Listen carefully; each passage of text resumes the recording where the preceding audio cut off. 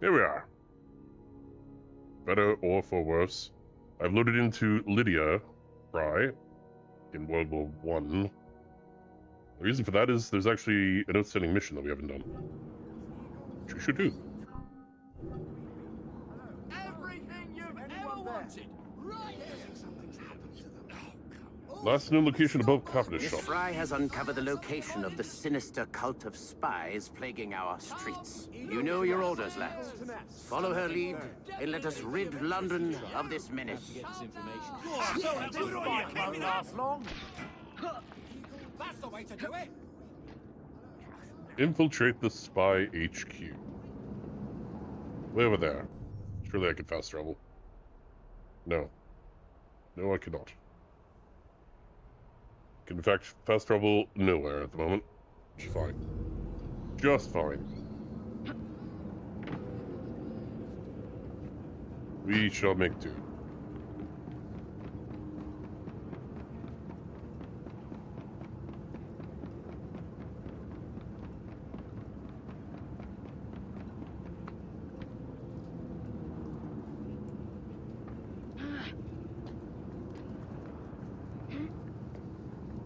Distinct lack of thematically inappropriate music in World War I.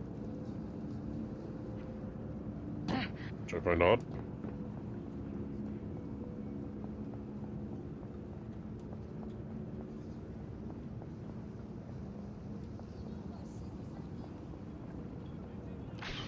May as well zip line over there, honestly, that's where I'm going.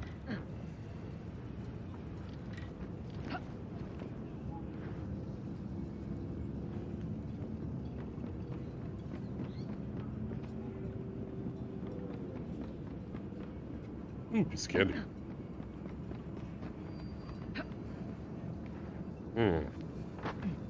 Unobtainable. Lost interest immediately. What the fuck?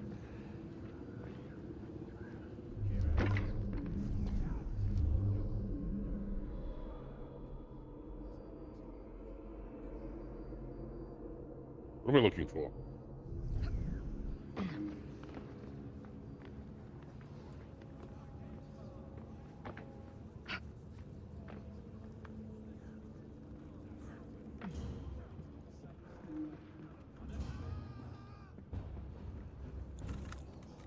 Door seems important. Don't lose those papers, or it will be your head. I see. Who are the other group? Where do they get their orders from? They'll find the body sooner or later. People in Westminster have said work. We should stay alert. These documents could well win us the war. Investigation.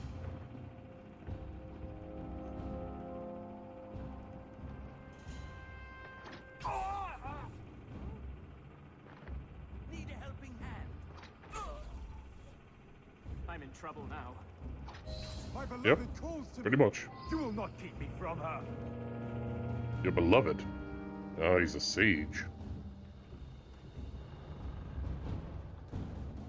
Oh no. Oh, slice you just... What the fuck happened there? You won't keep me from my beloved.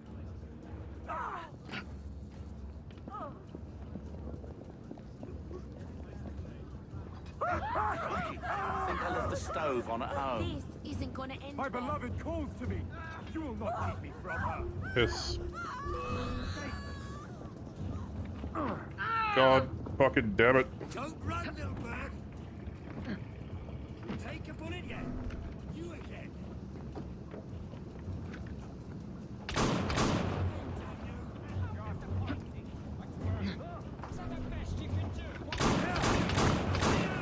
Oh, you are, you piece of shit. The assassin.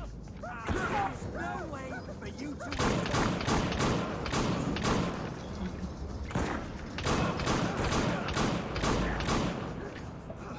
Well, can we just get out of here? Is that an option? You can't run forever. I literally can. Naked for my health. She's tough. This doesn't concern you. Bullets can still reach you there. There we are. Excellent work. The ringleader is dead, as are his bizarre disciples. Is that it then? Well, there is still a war on. Then we both have our own affairs to attend to. Know that you have done a great service to your country. Thank you.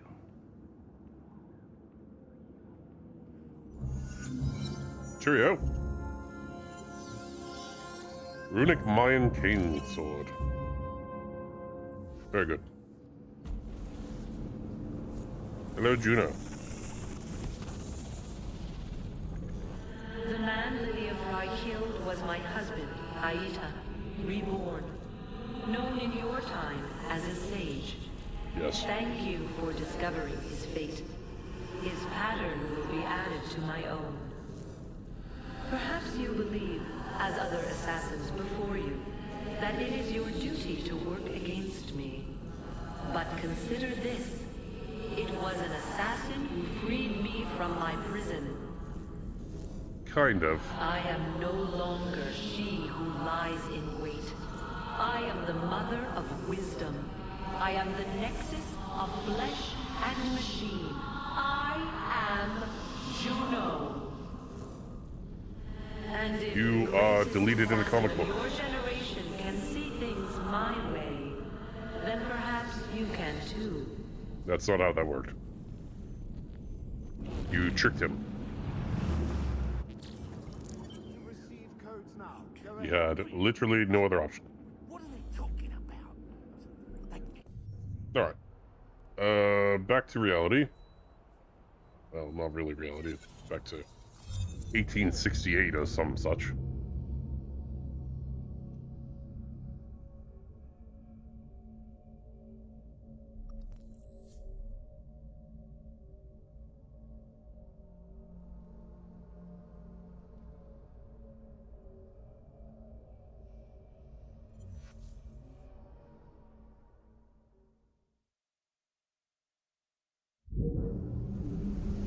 Alright, what the hell was I doing? There's an investigation here, let's do this. Most hated man in London. Couldn't be me.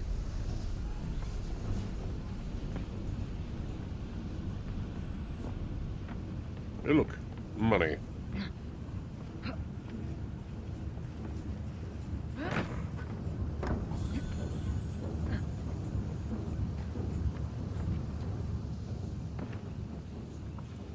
Pardon me, sir?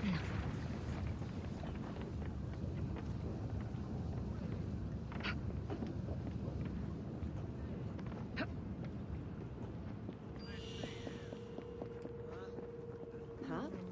Must be a prep for you tell us where Bryce. I am most grateful. I am most grateful. You cannot imagine. Thank you so very much. Alright.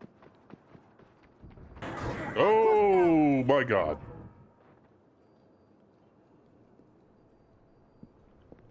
Okay. Oh, if only there was a bloke about.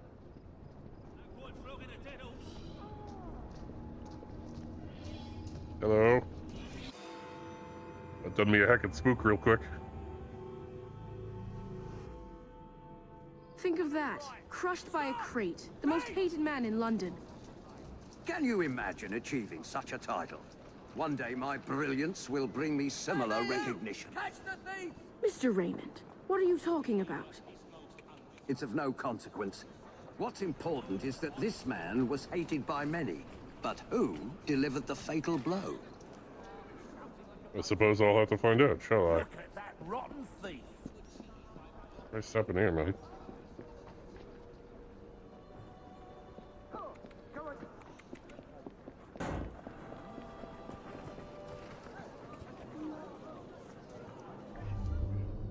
That appears to be a man crushed by a crate. The body has been crushed by the crate. A close inspection reveals other anomalies. A puncture wound to the gut, a bullet wound to the back. The victim's skin has an odd green pallor, along with yellowing around the eyes. Inspection of the bullet wound indicates that such a wound would cause death in 12 minutes. That's oddly specific.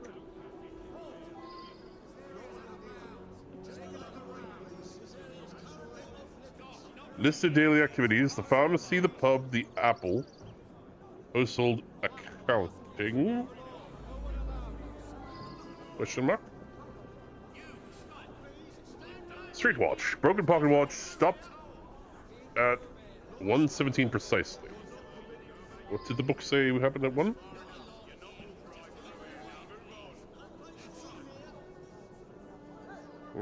I see. What did you see, sir? I know the man. He's hated by everyone. Oh. Surprisingly, it's not clear what killed him. I find multiple wounds. No need to send many people to jail for killing such a terrible man. What say you only arrest the single person who actually caused his death? I suspect that there is at least one deadly toxin in his system. He appears to have been stabbed with a perforating weapon, perhaps a spike of some kind. There would be bleeding and it would affect motor control right away, but death wouldn't come for another 6 minutes. I see. Path John Ashton took before he died. Okay. Let's see if we can trace that. Apple stand. 113. There's an apple. But a single bite taken out of it, the inside of the apple is oddly pink.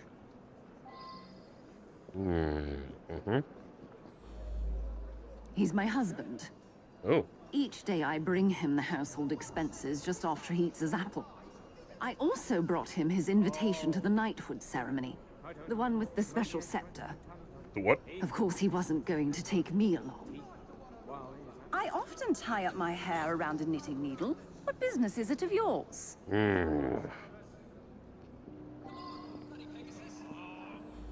He stopped by here every day at the exact same time. He'd buy an apple and try to cheat me out of tuppence. But then most folks do that. Very well.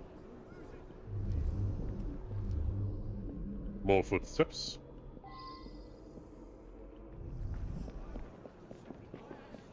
See the pub here. Hello? Ashton stops in front of this pub every afternoon to check on business rumours. Something of a bastard, Ashton. Told me he had a bit of jam on the side, if you know what I mean. Wife didn't know about it. Well, the bit of jam wants out, but he won't let her. That's the sort of fellow we're speaking of. I see. What did we just toast?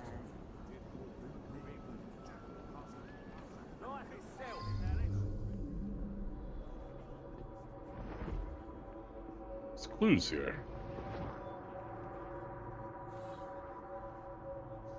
Includes an interesting article. Hendrix refinery brought to a halt. Apparent sabotage has destroyed machinery at Lawrence Hendrix foundry. Rumors circulating imply that industrialist John Ashton behind the sabotage of his competitor. Ah, very interesting. He discarded revolver. Webley box the revolver, one chamber is empty. Now that I've seen this, I should ask more questions. Yes, I should.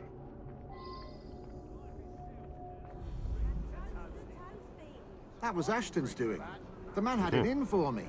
He paid workers to wreck my machines. Cost me a fortune. As long as he was around, I'd never prosper.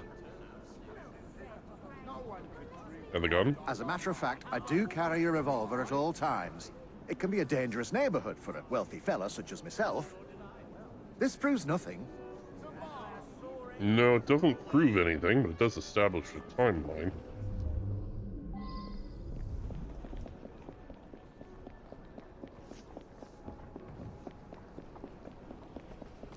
Pharmacy. This is where you originated from, then. Hello? I see him here every day. He can be unpleasant, but I don't really know him.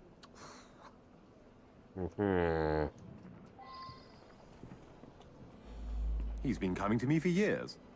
He arrives precisely at 1 o'clock and leaves 2 minutes later. He takes a bluish medication every day and prefers that I administer it. Mary is a trusted assistant. As far as I know, she's completely above board. Today, she swept the shop and prepared some medications. She also fetched herself an apple from the apple stand. An apple, you say?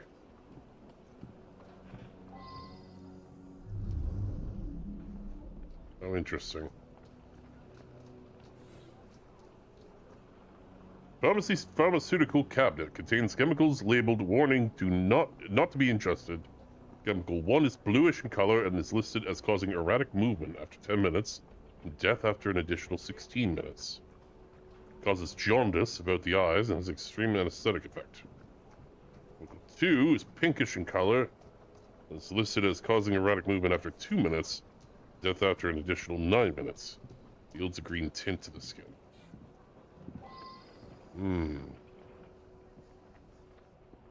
Let's see. Addressed to Thomas Reese, pharmacist. Tom, my dear brother, I have recently made a most upsetting discovery. The man who forced the foreclosure of the family farm was none other than John Ashton, your very client. Behavior in this affair is beyond indecent. Both father and mother are reduced to penury. You and I both must contribute all we can, although we each have obligations of our own. At the very least, you must cease to do business with this dreadful man. I should return and find out about this. Yeah, let's just keep having a look around, shall we? Something else we're missing here. We'll see. This really is none of your business. He came to me for his blue medication. I gave him blue medication. Quite certain you did, in fact, do that, yes.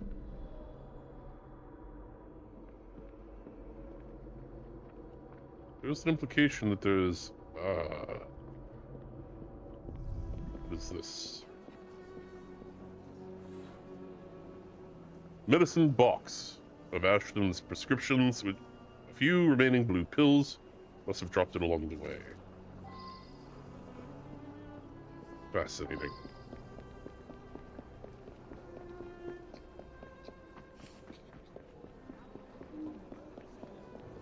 Get everything at the pub. Yeah.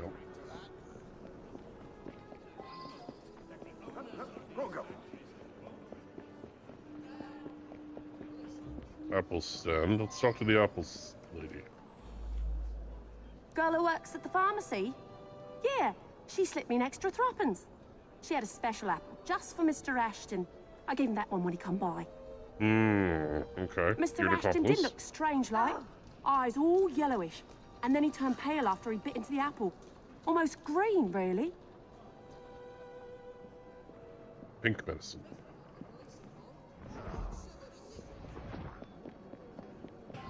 Mary is my most likely suspect at the moment, I must say. Still another clue here that I've missed. Crate itself? Appears to have fallen from overhead crane onto Ashton. Well, let's have a look at this crane then. Do you think it's a crime?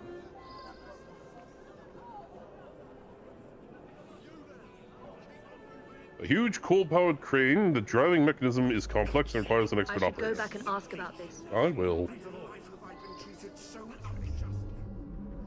What is that? Please contribute to the benefit fund for the man who has his arm crushed. Any help will be much appreciated. I believe I should re-interrogate a suspect. I haven't interrogated either of them. Relax. The man's a right bastard.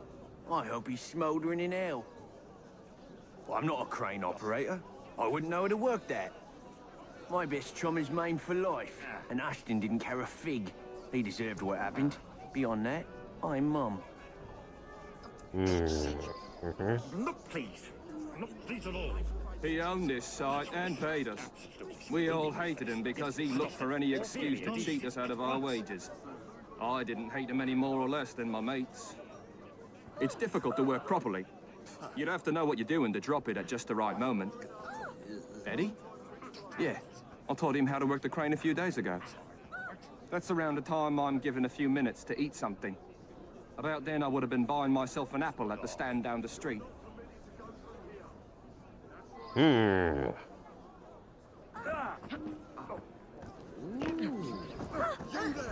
Keep on moving.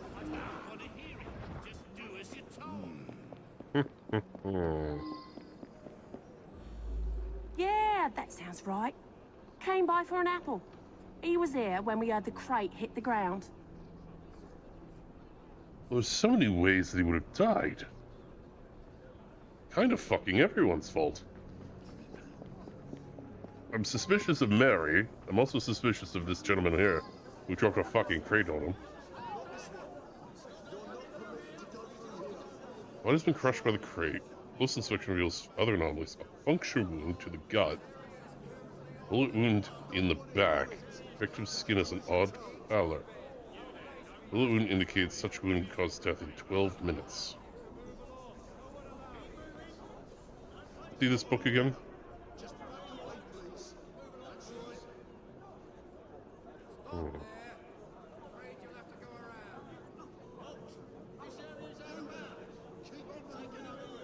He was at the pub at 1:05.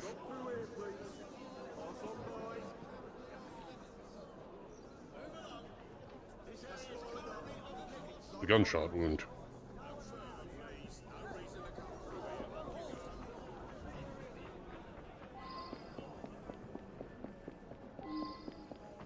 I guess we accused the pub owner. Everything else would have killed him too slowly. Except the crate, maybe.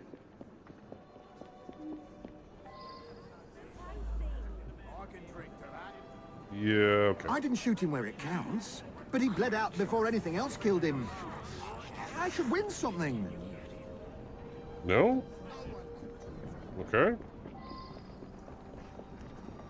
I mean, the crate is the most immediate death. Got him in the back. I guess we accuse him next. What the hell was that? It was me for certain. I watched the crate fall and crush him. He was still moving when it hit. Huh?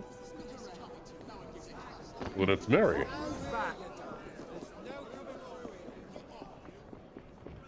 This is a confounding case.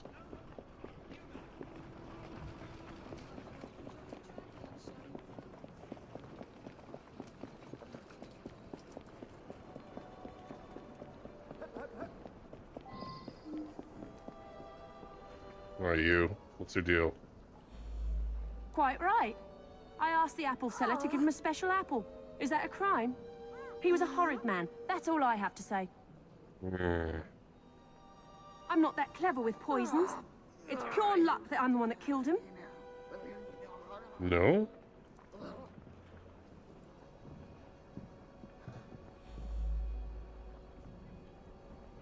I don't think you did it.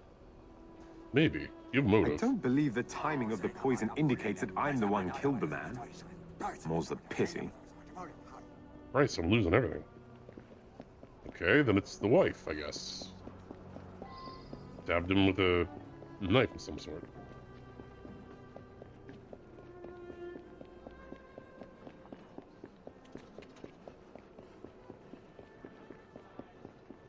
Move it, you stupid animal!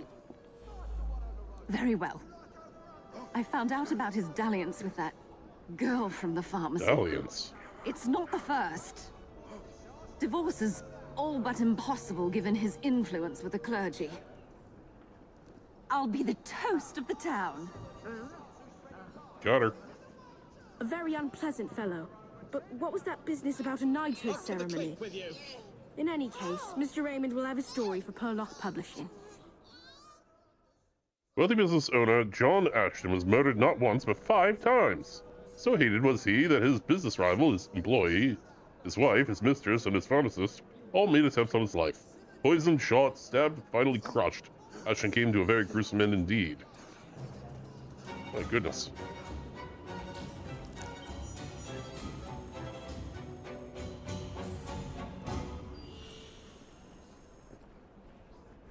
A terrible man. Alright, there's gonna be more of these. Haven't there? Yes, there's one down here. Next up, murder.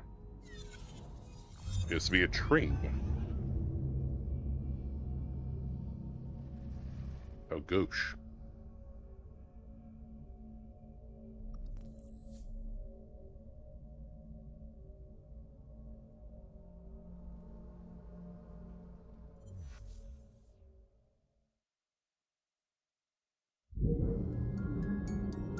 Oh, we're still doing that, are we?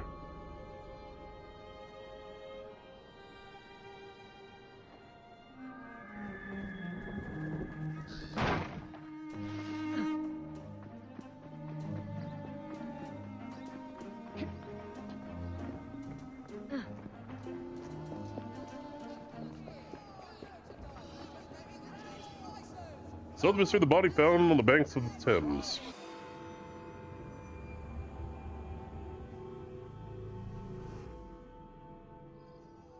Hey! Someone help! Some trap found something down there. Looks like foul play.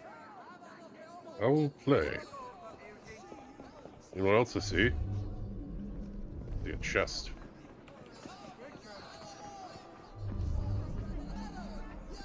Somewhere. Not here. The fuck is that? A chicken? What the fuck is that? A fucking cat? I'm sure it is a cat. Fucking thing looks like grandma. Oh, alright. Male body dressed in the manner of a wealthy businessman. He is wearing only one shoe and has sustained multiple fractures indicating a fall from great height.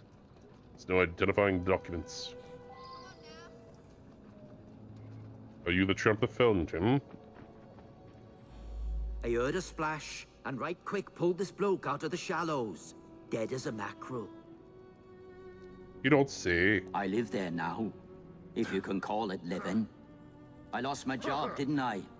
No need for the likes of me when a machine can do the work. Oh, don't we know it. Very well.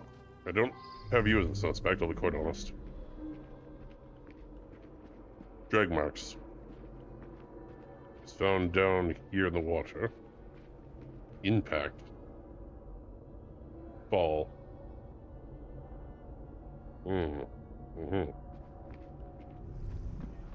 Something else there as well. His coat. Richmond's coat with the name sewn in the lining, Matthew Killian. Well now, I didn't ask about this. Why did you take the coat? A nice warm coat like that on a dead man? What do you expect? I snatched it before somebody else came along to nick it. Like you. Understandable. I won't fault you that. What's we got over here? Nothing. There's apparently another clue here, but I don't see it.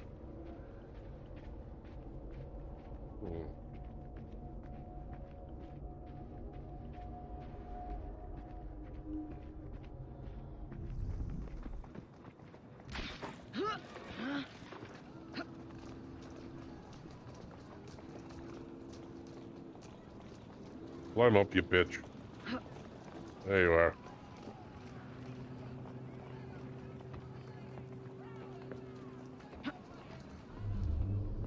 There's something here. What are you? Pocket watch. Broken silver watch. The hands have stopped just after midnight. I believe I should re-interrogate a suspect. Perhaps so. Oh dear. Well, I've recreated the crime for forensic data. The study of terminal velocity, it appears. Okay. Well, that happened. Hey! Someone help! Some trap found something down there. Looks like foul. Alright.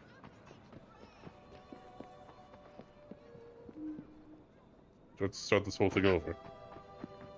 Yes. Fucking hell. Yada yada yada. Get all the clues first, then we'll talk to him, I guess. I wonder if someone could tell me more about this.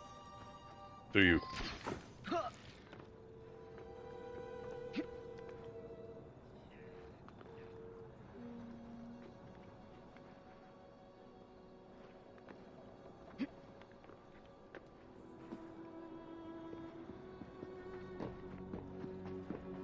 Trolls are acting funny.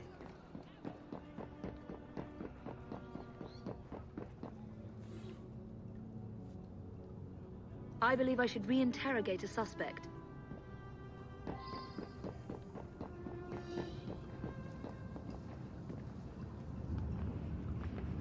And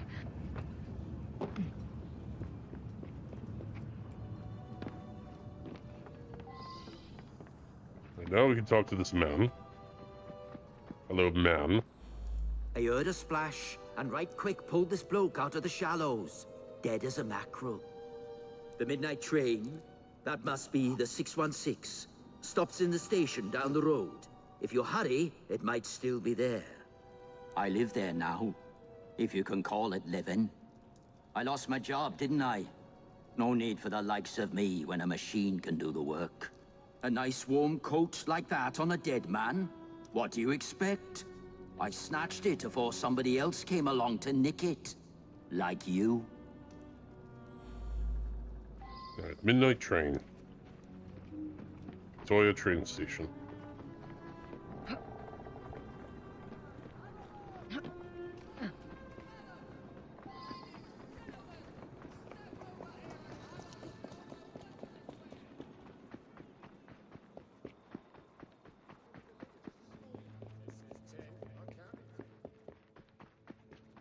Quite far, that train station, I think.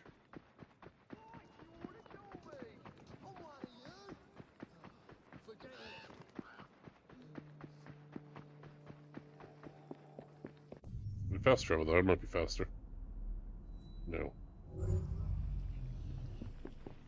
Could I borrow a carriage? Yes.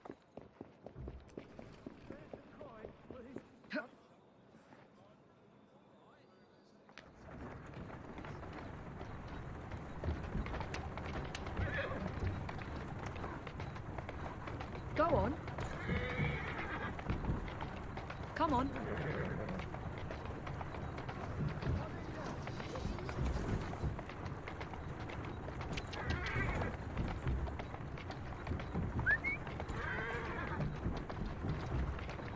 That's it. Easy. All right.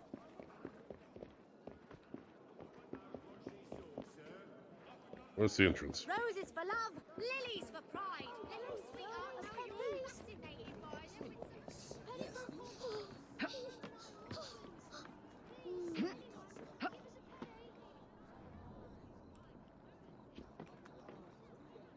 It'd be lovely if they had an entrance. It's fine that they don't, or make do, but...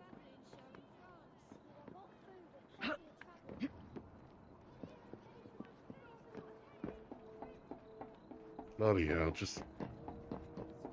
a door, a window, something. A way in. Anybody? No. Okay. Sod it. Not this side either. How do you get into this fucking building?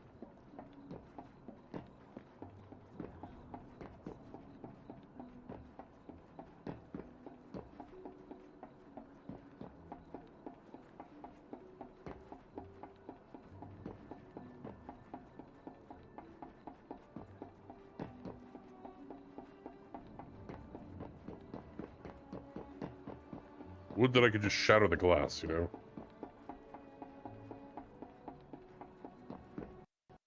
Okay. And we've crashed. And we're back. Someone help! Some trap found something down there. Oh my god, do I have to do the whole fucking thing again? I'm going to cry.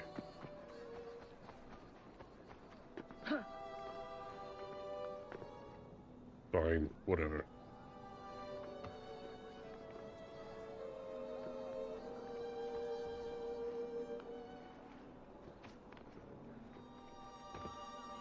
To the fucking watch first.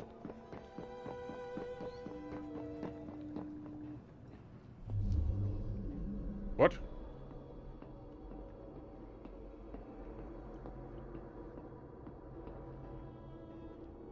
What the fuck?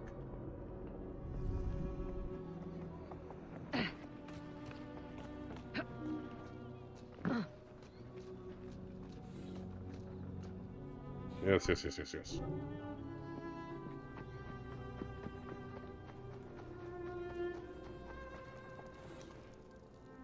Well now, I didn't ask about this.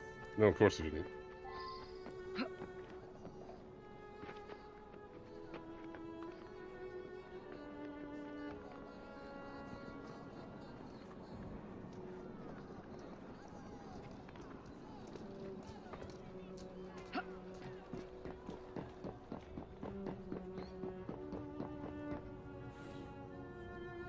I wonder if someone could tell me more about this. You don't say.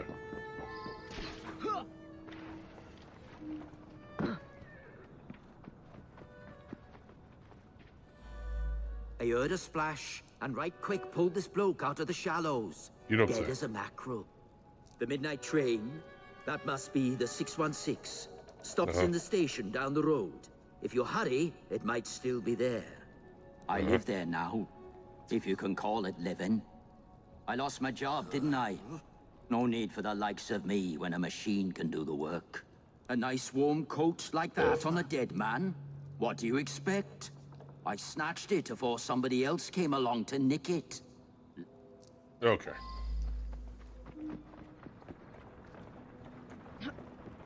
Rich guy taking the train fell out. Pocket watch fell off. Man stole his jacket. Walk on, girl.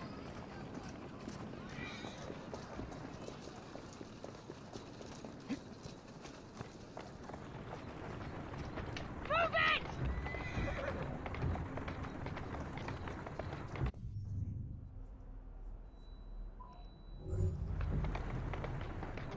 There you are.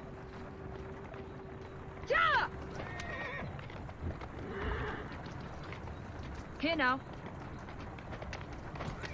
Come on!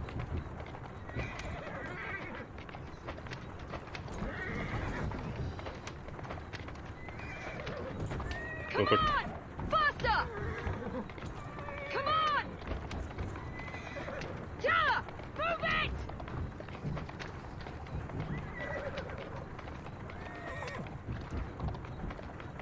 Easy. Alright. Let's try this again. Hey, look at entrance. I think I've begged myself walls. It's those cheap cigars you smoke. You better hurry. It's leaving right now. It's fucking what?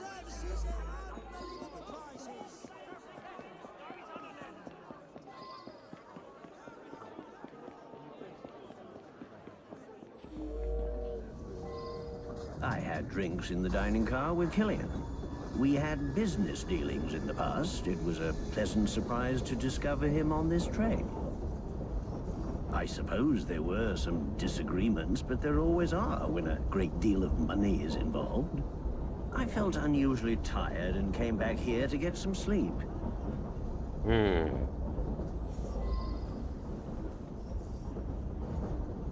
Mr. Wolf had a few with Mr. Killian.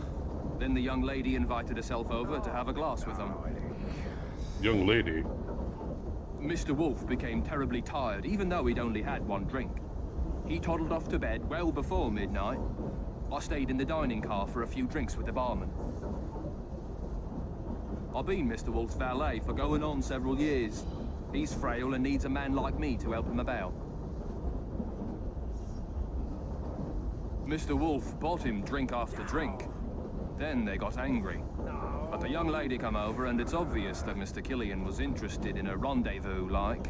A Round about Rendezvous log. 11:30, Killian and her left together.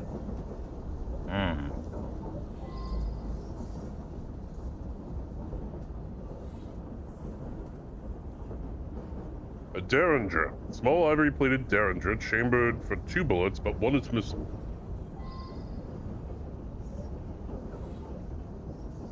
Letter. Killian will be on the 616 train to Cardiff to sign the papers. Must prevent him from signing them at all costs. We shall be ruined.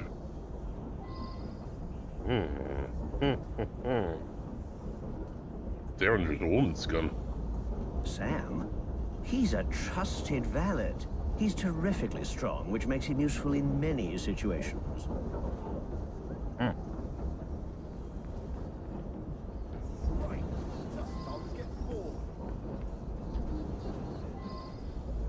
Nothing unusual at all. I had a drink with some gents and then retired to my sleeper. The rich fella, I did talk with him. Very charming. But a single woman has to be careful, you know? Sure. Did something happen? Did something happen? Yes, I would say so. Handbag. Contains a letter. How goes it, Viv? Hook any more fish? It's a lovely camper you've got going. Need to find me a bonny scheme like that. Let's have a glass next time you're in Soho. Love, your sis. I believe I should re-interrogate a suspect.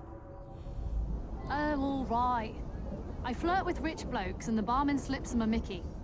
I take them back to my sleeper and they nod off before I have to do anything shameful. They wake up thinking they had a night of fun and hand me a few quid. That's what happened with Mr. Killian, but he was gone when I come back from looking for the man who left the note. You drugged Mr. Wolf.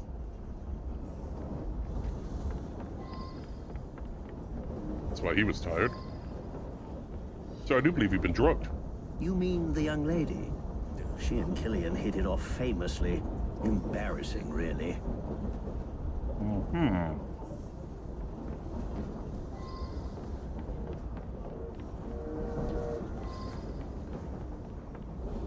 The odd thing was, some noises on the roof woke me up briefly.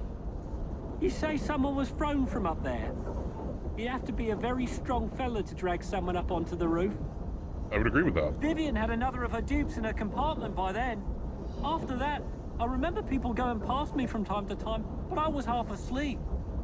That one. Clever little minx. She and the barman got a little scam going. I think everyone on the staff knows about it. Killian was on this train. Cool. I used to work in his foundry. I never even seen him. None of us workers ever knew what he looked like.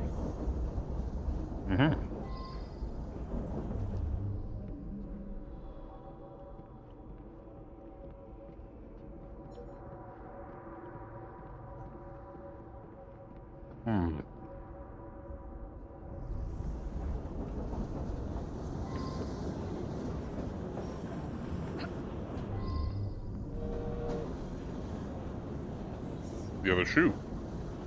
Caught on a bolt to the top of the carriage is a shoe matching the one found on the victim.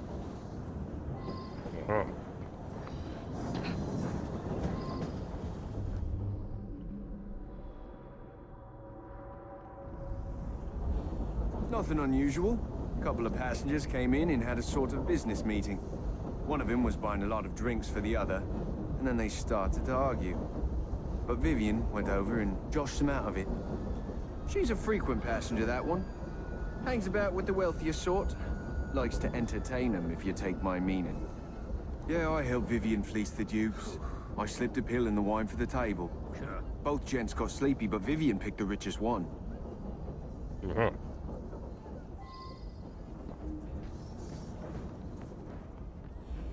It was a typical evening.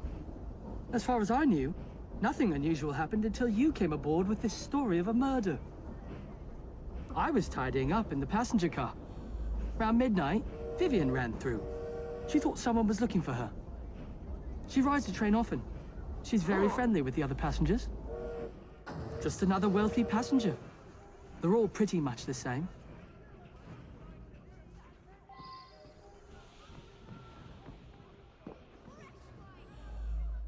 Peter, nice bloke.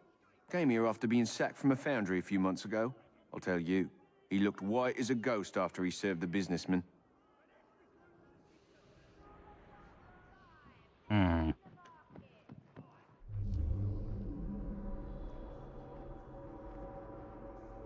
Hmm?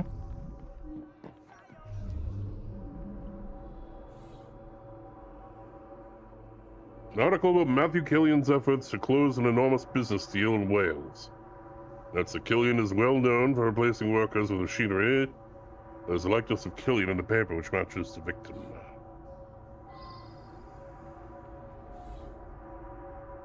Pamphlets. Down with industrialists. Down with the monarchy. Revolution is the only way. What are you? Strychnine. Sleeping pills. I should return and find out about this. Yeah, we'll get there. Oh, well, it's a noisy train. Plenty of passengers have trouble getting to sleep, so I keep a sedative here behind the bar, yeah? Uh-huh.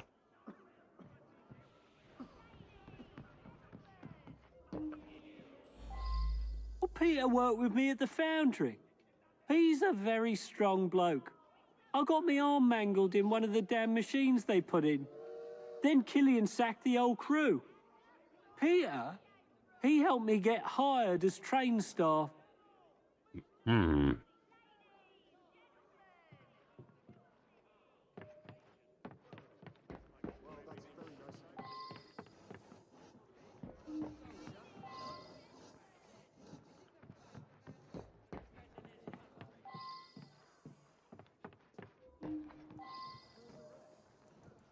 Still another clue here that I'm missing.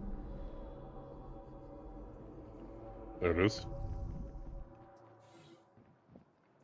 Handwritten note, come to the restaurant carriage quickly. I wonder if someone could tell me more about this. Imagine she can. Someone slipped a note under my sleeper door a few minutes before midnight. It said I should come to the dining car. I went, but only Ryan and Wolfsman were there, and they were both drunk. I suspect Peter.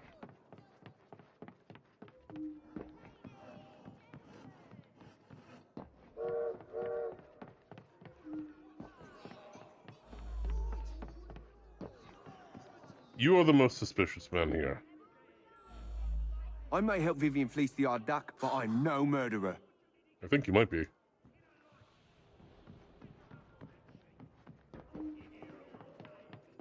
If not you, perhaps this gentleman here.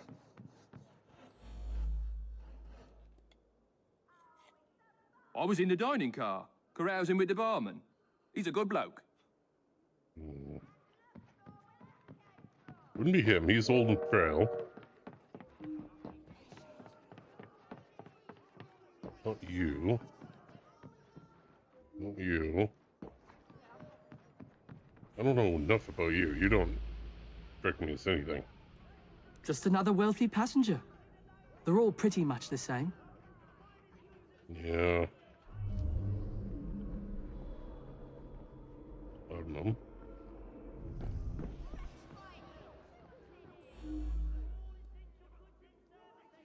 Peter, nice bloke. Came here after being sacked from a foundry a few months ago. I'll tell you. Peter. This guy? Well, Peter worked with me at the foundry. No. You're Peter. I gave him what he deserved. The man was heartless. All right. Solved it.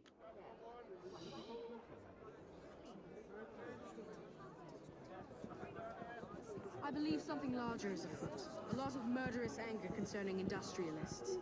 Might be something to look into. Up to the clink with you.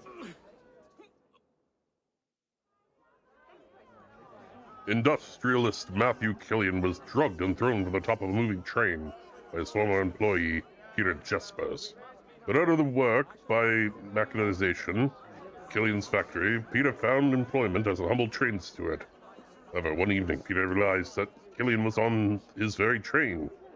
Prior to this journey, Peter had never seen Killian. Now recognized him from a recent newspaper.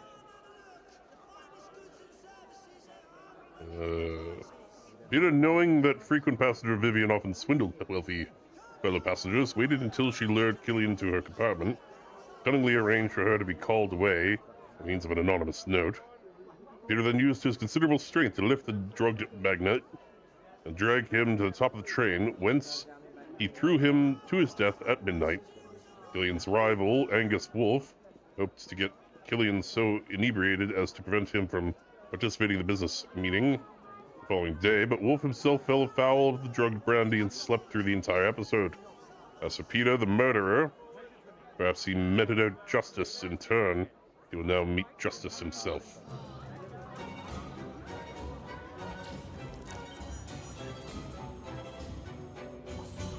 Well, that's a good deal of money. I wonder if I can buy anything now. Gang upgrades, let's see. Nope.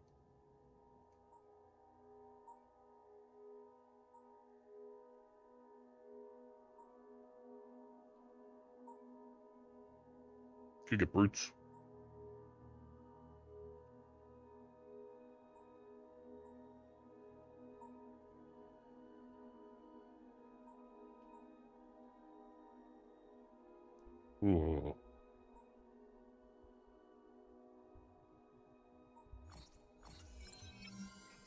Ale iced.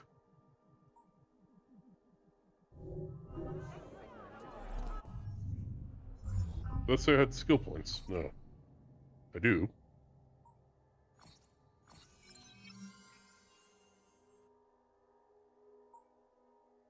Not enough, though.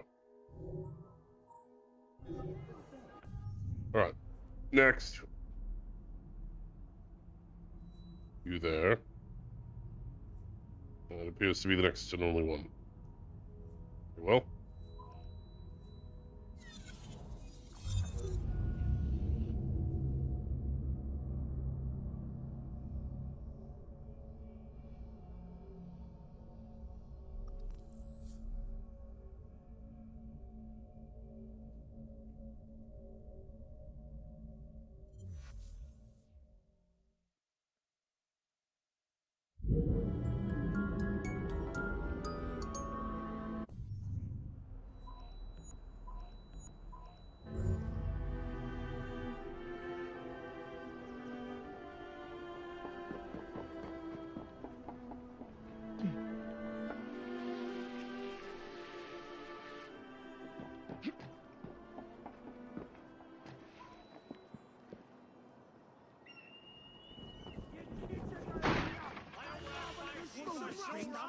That boy away!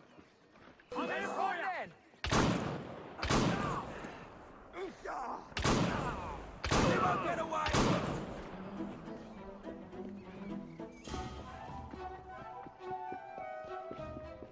Because I didn't get credit for that. Conjuring up a killing, solving the murder of a spiritualist, Thaddeus the Amazing. Thaddeus, less amazing than one thought. He is dead.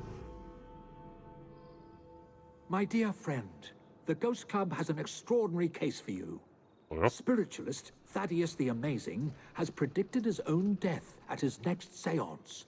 Could you have a look? Oh, it's nonsense is what you're saying. Very well. Surely if it's a seance, he didn't predict it so much as the ghost. You're about to witness an We have a visitor.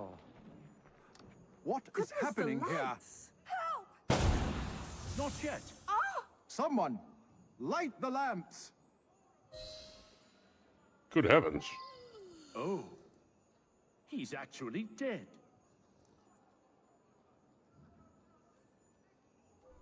Merciful heavens. His hair and clothing have been slightly scorched from the explosion. Bloody knife is stuck in his torso. My goodness. I have no doubt that his powers were genuine.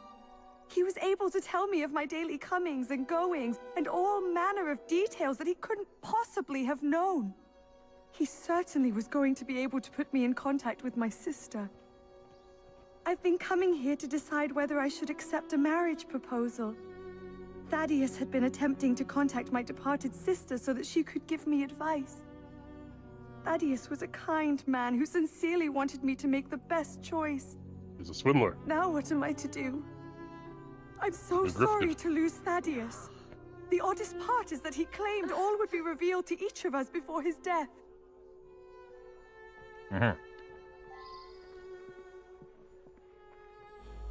He was an incredible psychic. I came to clarify some personal financial matters. I don't understand what happened. He foretold his own death, but I didn't expect it to happen like this. This is so frustrating. I had a simple question, but have had to come back for séance after séance, week after week. Each time Thaddeus divined a partial number from the other side, but never the entire correct number. Today he promised that I would get everything. I sought him out after the death of Mittens. Mittens?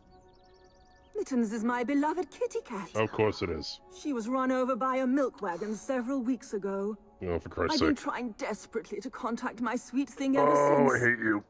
I'm not well, though. No, and clearly likely not. haven't long to live myself. Uh-huh. I was so hoping to hear from my loved one. I'm convinced Thaddeus could have communicated Mittens' wishes to me. Meow. I must know to whom Mittens wishes that I should leave my fortune. And now Thaddeus is lost to us. I shall never know. I'm receiving a message from the great beyond. Meow, meow, meow, meow. Mittens wants you to leave your fortune to me. Nothing but a showman, really. Each week he gave a séance with all his clients present together. So many people makes everything much more dramatic. I attend Lady Ursula at these sessions. She's ailing and needs someone to help her along. I have no particular belief in an afterworld, but if it comforts Milady, I see no harm.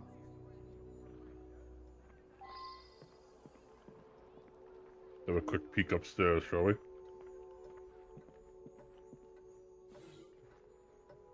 A list of Thaddeus' clients' addresses. There's also 2 columns for each client. Both columns indicate significant amounts of money per seance. First column appears to refer directly to the client. It's unclear to whom the second column refers. Or Dr. Wilbert is missing from the list. Interesting.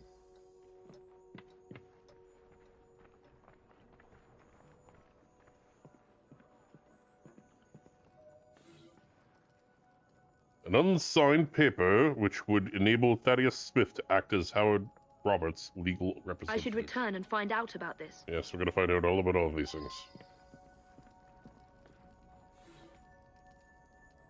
Theatrical supply, flash pot, 8 shillings.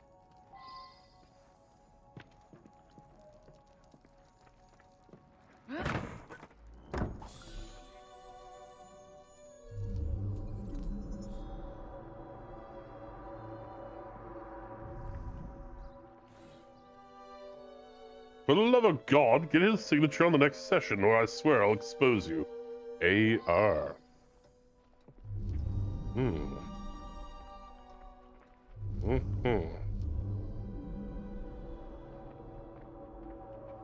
Another note.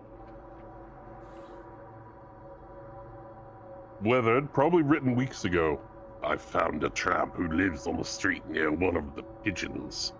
The fellow smokes like a chimney, and for the price of a few cigarettes, he supplies me all the information we need. That would be the stooge. This otherwise scam.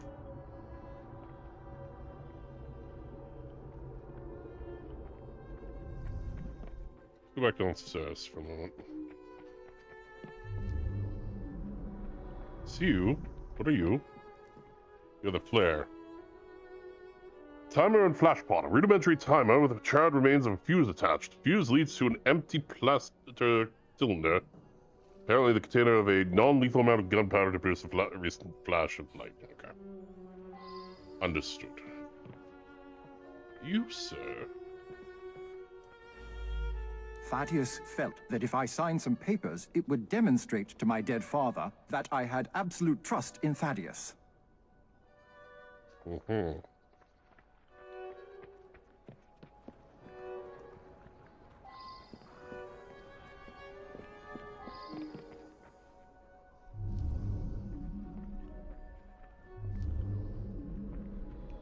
Dr. Wilburn, he's missing from the list.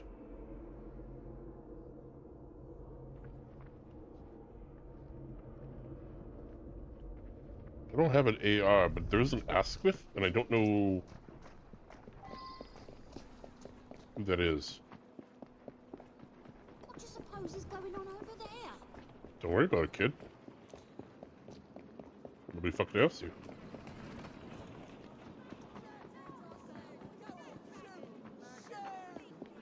From a woman leading.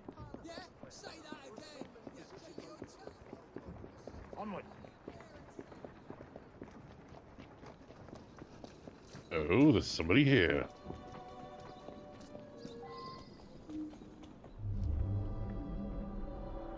Good evening.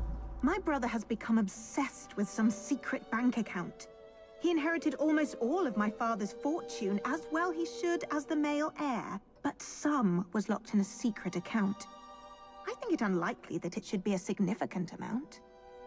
Power of attorney to a psychic? That sounds very unusual indeed. I went along to the seances a couple of times. I thought it was a waste of my brother's time. Finally, somebody talking sense. Robert's house, Sydney newspaper clipping. In over a year ago, mysterious death in King Street. Spiritualist who went by the name of Felix Magnus claimed that he would die at his next seance. The outcome held even more drama. Mr. Magnus demonstrated to several clients that their closest friends and relations were swindling them via Magnus himself. A burst of smoke and flames ended the seance abruptly. Magnus was declared dead by a certain Dr. Fulton, attending his client.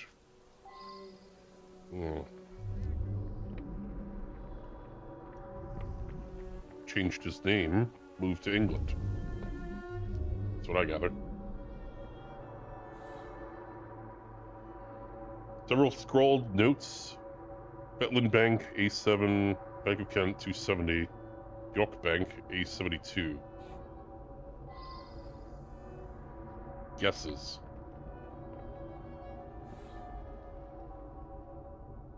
No dependent to the father's will, specifying that the bulk of my fortune is safely secured in an account, particulars of which will be communicated by word of mouth to my son.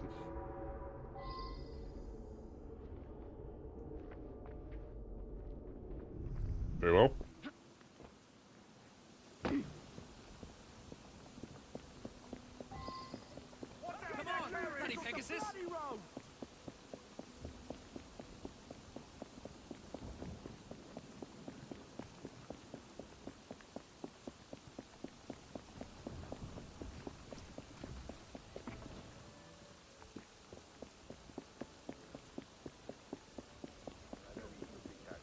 Asquith.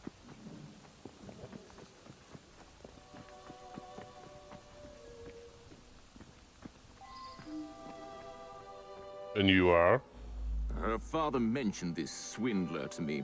I understand it's because of him that my engagement has been delayed. Okay.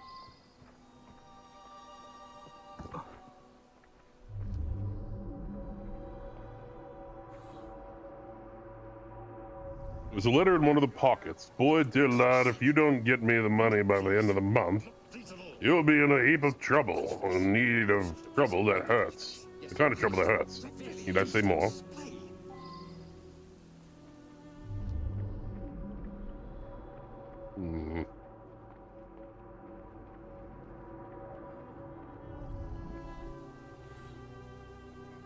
Mr. Everett Boyd's business plans appear to be sound as long as he has no other pressing obligations. Believe that if your daughter accepts his proposal, the money you settle on the happy couple mean the success of Mr. Boyd's venture, and your daughter Janice would live a comfy Now that life. I've seen this, I should ask more questions. Yes, we will, I'm sure. Who are you? Never trust a man who tells you what you want to hear. He's after something. I agree. Taking advantage of my daughter's love for her departed sister. With that charlatan gone, things can get back to normal. My daughter's engagement to Everett Boyd can be announced at last. Janice's eldest sister was strong-willed. Janice always followed her lead. That's why it's so sad that she asks her advice, even in death. Time for Janice to think for herself. I know what's best for her. A girl Janice's age should be married. Everett is a very sensible young man from a good family. He'll be very successful, I'm sure of it. Uh-huh.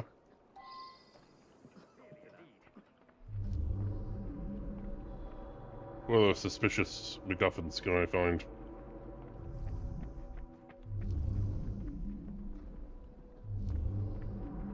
Book. I have some affection for Everett. I don't think my sister would approve of him. She always bade me to strive for more than that which merely appears directly in front of me. In front of my nose. Only father won't urging me otherwise. What else? There is another thing here, but I haven't found it yet.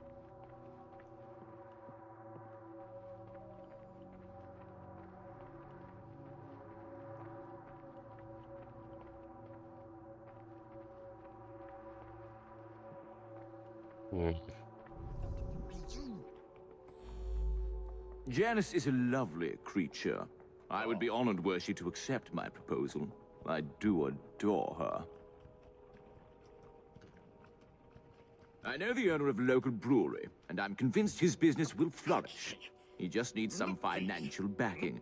Now Janice is free to be married at last. I'll invest my dowry in the brewery and make a fortune.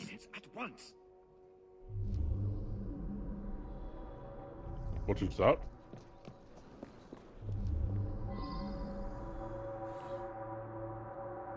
Pile of stubbed out cigarette butts, likely left by a vagrant. One can still smell tobacco smoke. Dip into the pub for a quick beer while I'm here. Looks like I've been pretty bad.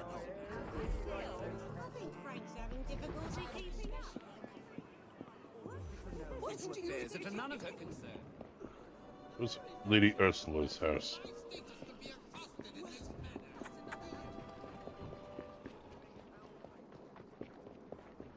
I haven't found anyone named A.R.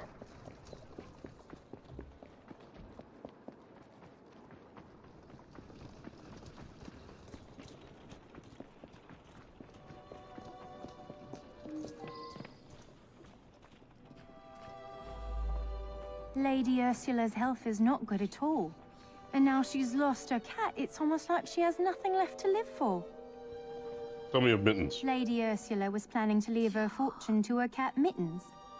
Since the cat passed on, she's been going to that spiritualist in hopes that Mittens will tell her what to do with the money.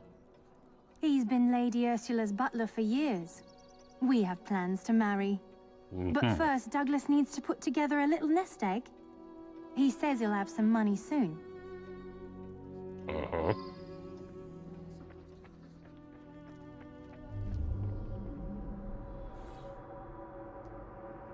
But another newspaper article similar to the one I gave you. This one's from Sydney. It appears he will be exposed at the next seance. Just as those people were. Douglas, you've got me into this. You better solve it.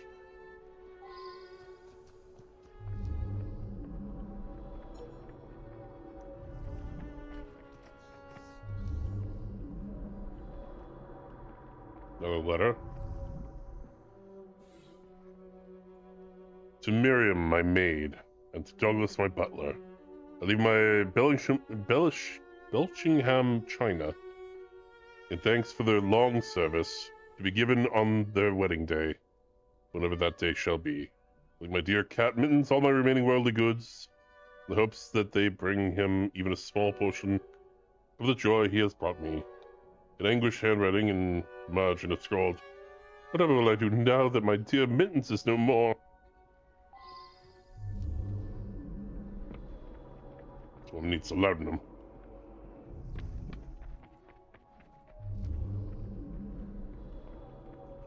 Article didn't expose. Ah, there it is. It's several months ago. Medium foretells his own death. Stunning dramatic final seance. Psychic Roberto El Magnifico revealed that several clients were being traduced by their loved ones, but paid him to give information at his false seances. Then, just as predicted, he was killed in a mysterious explosion during his final seance, Newbury Street. One of the clients, Dr. Pittenweem, announced him dead at the scene. Phrases traduced by their loved ones, a mysterious explosion is circled in pencil. Oh.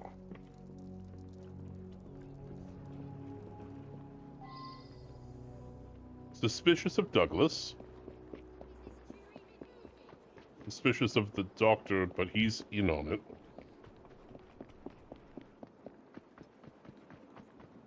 A.R.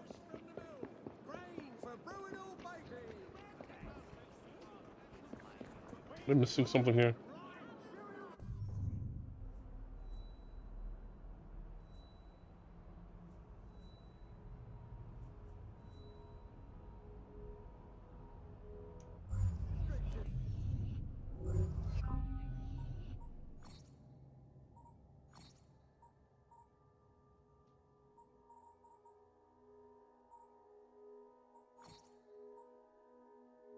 Anne Roberts. It's sister.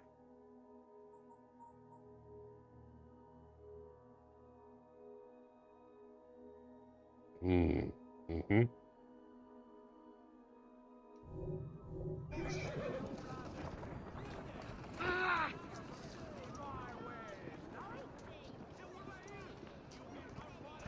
She threatened to expose him.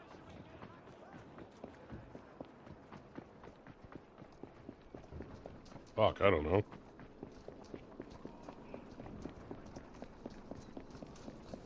The butler would come into a lot of money. The betrothed fiancé would be able to marry.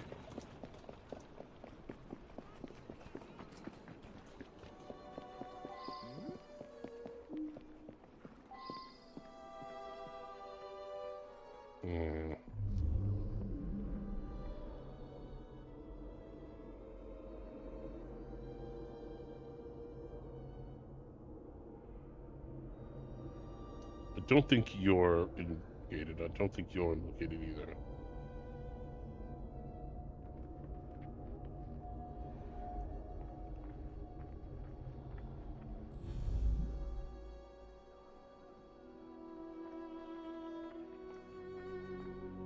Must be missing something. Continue your investigation.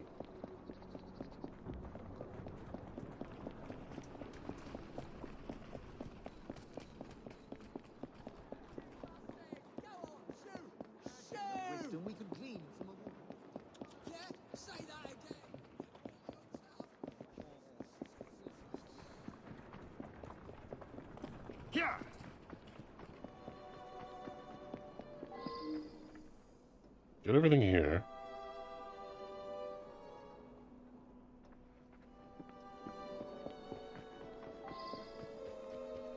It's gonna be somebody who's in the house.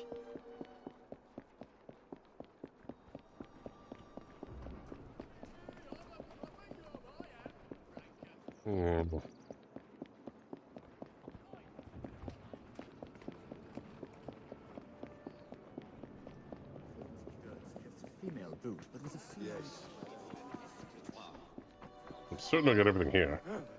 I did.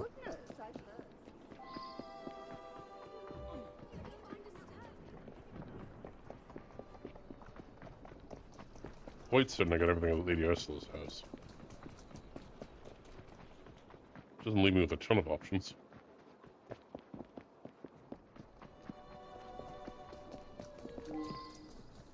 Yeah. Well, well, well.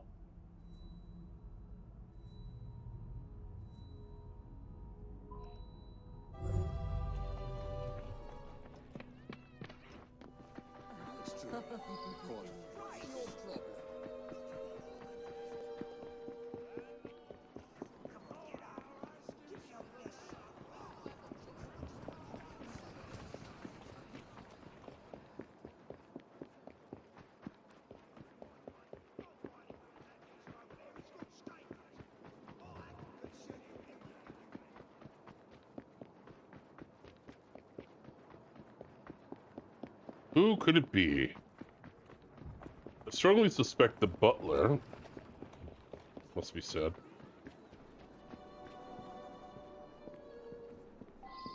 It's just a storefront.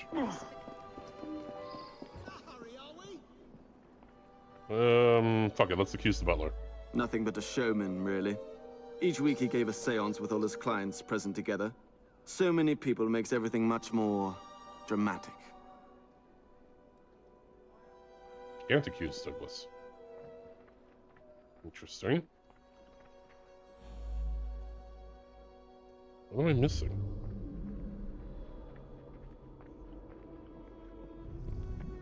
Don't know the clues. The fuck?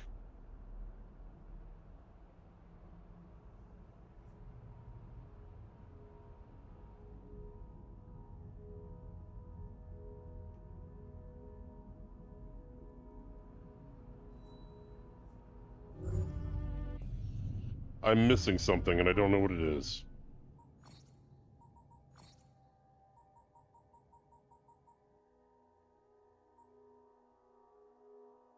Hang on, I'm gonna have to look this up, I think.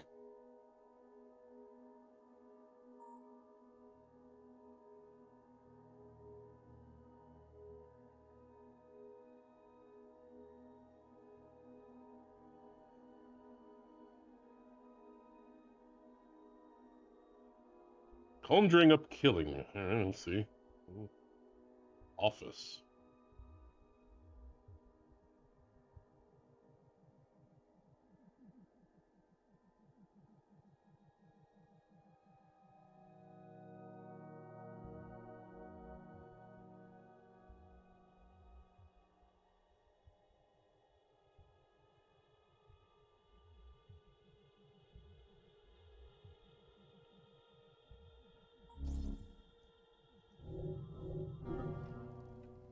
Apparently I've misplaced a tramp. And Billy.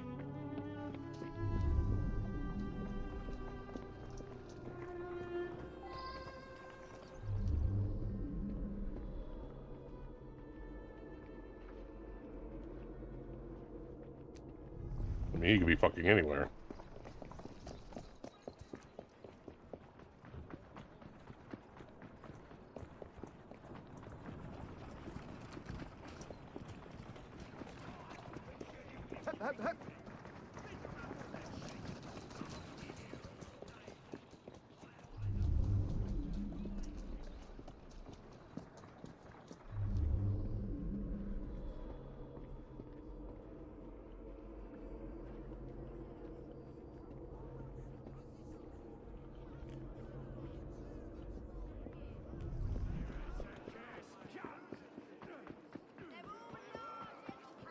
That's it.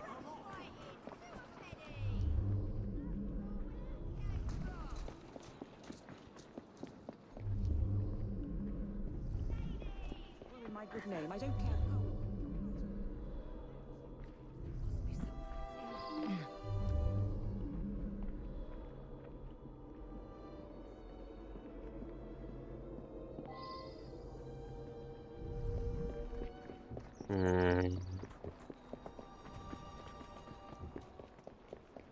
Getting mildly annoyed at this one because it's basically left me with no breadcrumbs. Even a walkthrough is nothing. Hate that.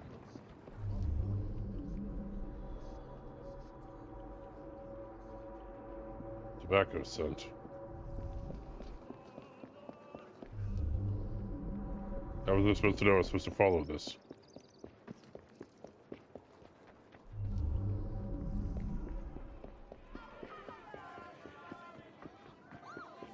Hello, Billy. That's me. Yeah, some fella come by here every so often. Gives me a silver sixpence if I tell him everything about the folks in that house. Nothing unusual about him. Just a regular fella. I've seen him go into that building over there.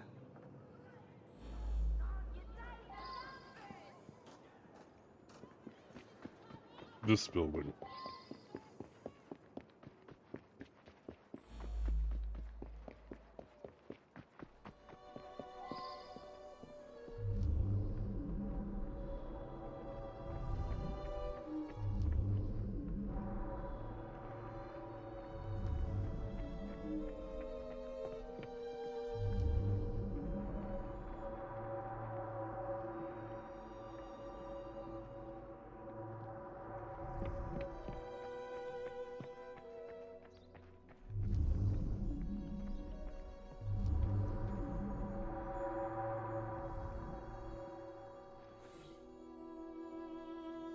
Several business cards for a medical doctor. All are identical except each is printed with a different name.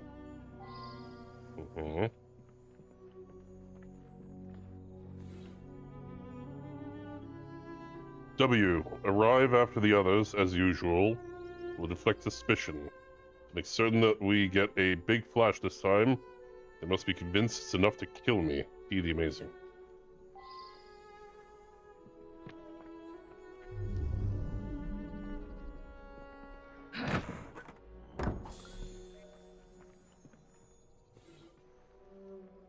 So the files containing disorganized details regarding Thaddeus' clients.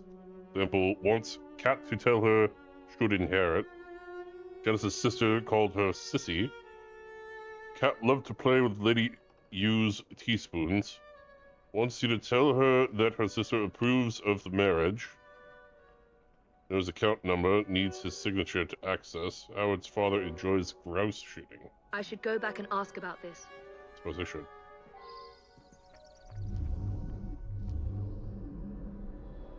I'm still missing one thing here. Oh, what are you? She says the account number is A72, a Kentish bank.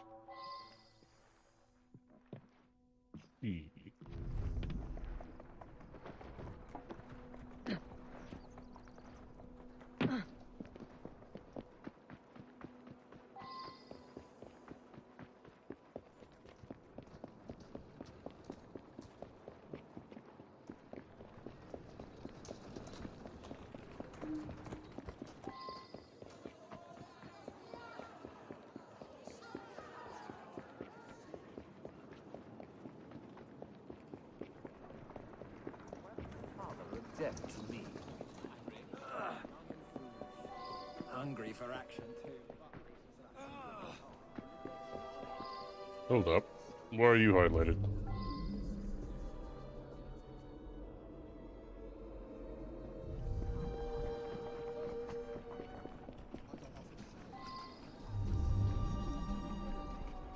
Interesting.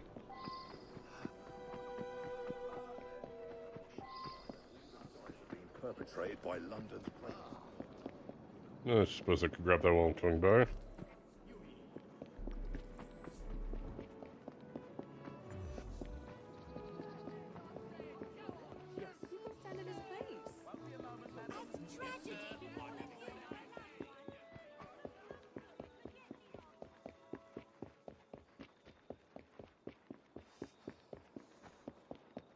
Oh, quite a few people to talk to then. Oh dear. You then? You think someone paid Thaddeus to tell my lady that a cat wanted them to inherit? Well, that would be quite a clever scheme indeed. Yes, that would be quite clever. Wouldn't it? I simply do not believe it. And if you're implying that my butler was paying Thaddeus, I must ask you, why would a great psychic do the bidding of a common butler? Money? My own sister? Paying Thaddeus off? I thought he was a bit too insistent that I sign that paper. Well, Anne is going to get a good talking to, believe you me. Good Lord, you found the office? I admit it, then. Thaddeus and I traveled the world, bamboozling the gullible and then exposing the swindle. But his death was meant to be a fake. I have no reason to want Thaddeus dead. Quite the contrary. I agree. I definitely agree with that. You believe that Everett paid Thaddeus to manipulate me? It cannot be true. Thaddeus knew all of my comings and goings. He genuinely could communicate with the world beyond. That leaves who is the suspect, then?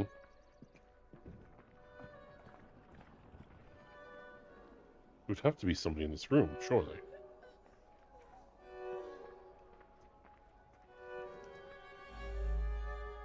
I honestly had no idea that Thaddeus was cheating me. He must have been a very shrewd character to fool a sharp fellow like me.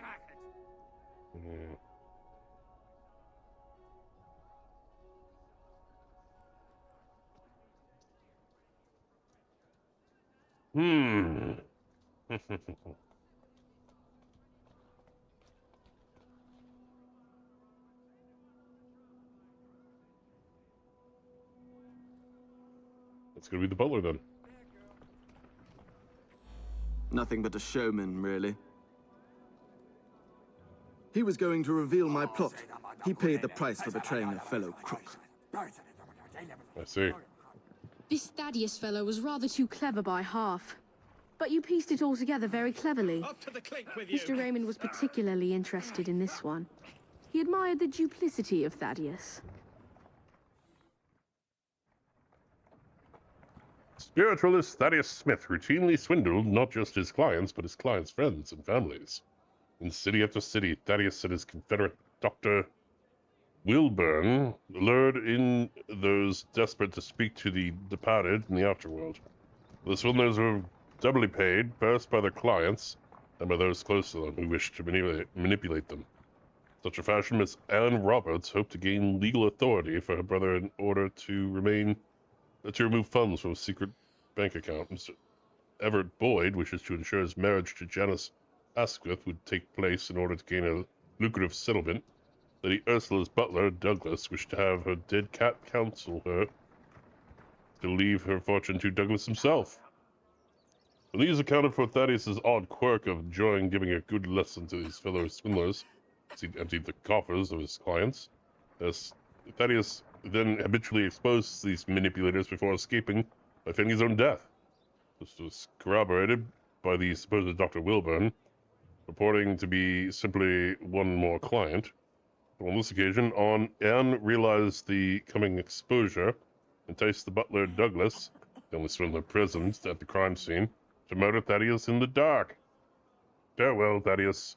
We now speak with those in the afterworld at your leisure.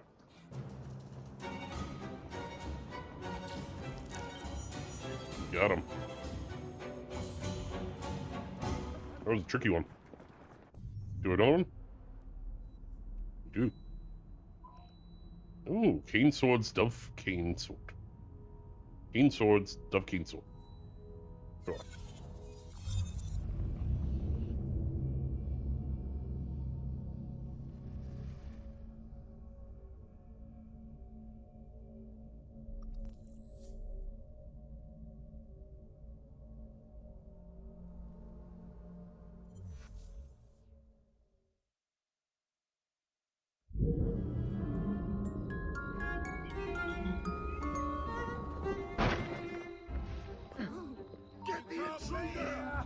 I'm getting out of here. Relax. Oh my god, you guys are so dramatic. Get back here! Ready to fire! I see her! Drama queens, I swear. Out for a stroll! Don't let up on her! Oh, fine. My shot's lined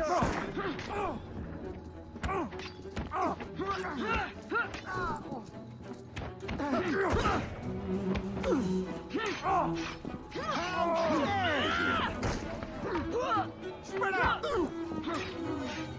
You're the grass! Don't let her recover!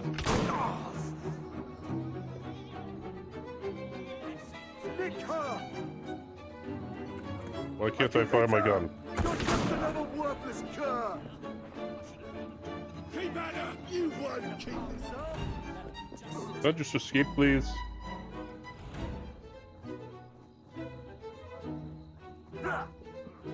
Where could she have gone?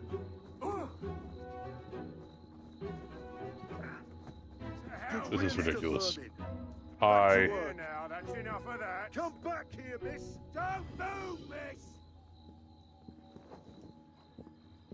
All right. You'll be very sorry when I get hold of you. There we go.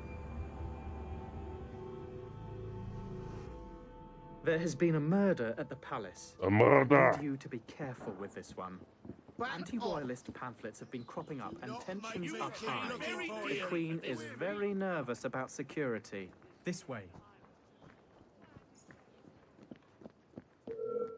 She's here! Oh my fuck. I'm here to help. This is not the place for you. Get going. Jesus Christ, the coding.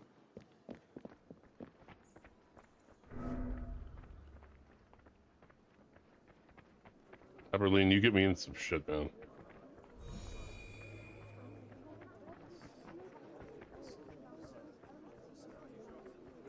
This way.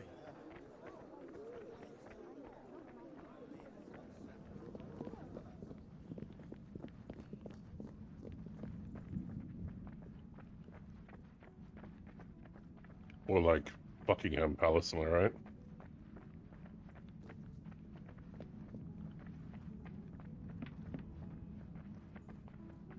Here we are.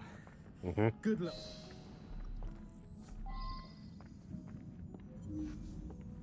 The locked chest. I'm having it.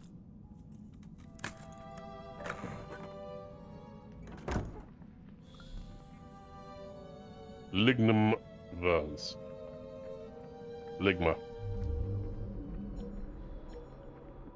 Highly suspicious wardrobe. Oh, a dead body. Member of the palace guards, slumped in a contorted position, eyes and mouth wide open. The body shows no signs of violence. Ooh, fascinating. Over here. To Her Majesty's Private Secretary, Sir Henry Ponsonby. Dear Sir Henry, I am troubled to have to write concerning a disturbing situation that has recently occurred. Yesterday, we were informed that a young boy had been abducted. We have rushed to bring this to your attention and through you to the attention of Her Majesty, as you think necessary. For we fear the boy's disappearance may be connected to a possible attempt to disrupt the evening's investiture ceremony at the palace. Please be assured, Sir Henry, that we are doing everything possible to locate this child, one Arthur Doyle. Doyle's address is appended. Hmm. Broken vase. Priceless vase, lying broken on the ground, signs of a struggle. Signs of a struggle, but no signs of a struggle. Interesting. Interesting indeed.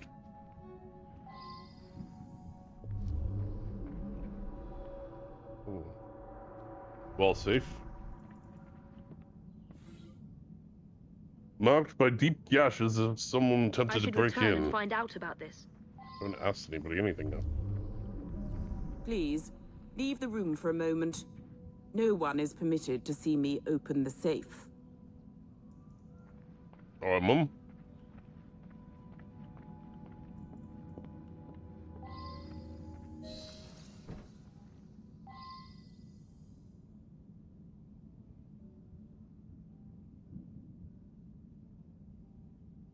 You cannot imagine that someone was after the scepter. I must see it. I ordered the scepter with the dove to be brought from the tower for tonight's event. Thank heavens! It is untouched. Okay.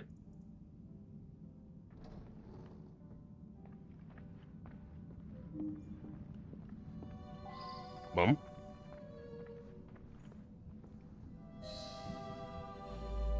The poor man. I arrived to find him here, dead as you see him. He gave his life to defend my person. Only I know the combination. The vault contains the very precious scepter with the dove, which I've chosen to be used in tonight's knighthood ceremony. Mm-hmm. Broken glass. Window is broken. The broken area is large enough to allow access to summon. Yes. Gathered that, actually. Garish letter, let's see. List of eminent invitees to the investiture to be held this evening. Queen will knight several industrialists who oppose child labor. I should return and find out about this. You should. Mum? This evening, I will knight several industrialists that have worked to end the practice of child labor. All of London's luminaries are invited. Hmm. So way into the next room over, there is... Excited to see what's in here. Memory item acquired, just a letter.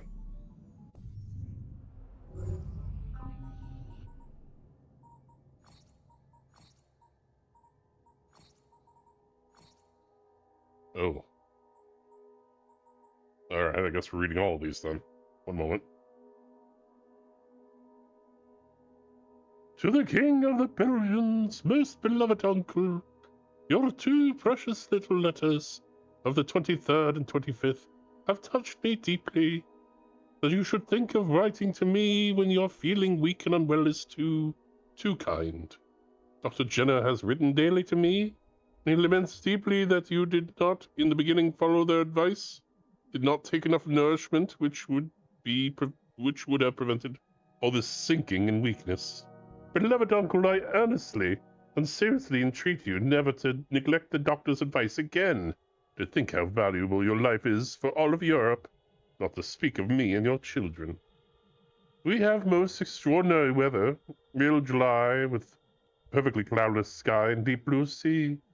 It is indeed quite marvelous and not wholesome. These American news are most dreadful and awful. One never heard of such a thing. I only hope it would not be catching elsewhere. I heard from the dear Countess, the extract I sent you before was from Vicky, and she is quite favorable to the idea of Prince Christian of Austenburg. The thing would now be to see how, by degrees, it could be naturally brought about. I will send you the copy of what he says about it tomorrow. I hope to hear your dear opinion. Ever your devoted and unhappy niece, Victoria Regina. To Miss Lincoln. Dear Madam, though a stranger to you, I cannot remain silent when so terrible a calamity has fallen upon you, your country, and must express personally my deep and heartfelt sympathy with you under the shocking circumstances of your present dreadful misfortune.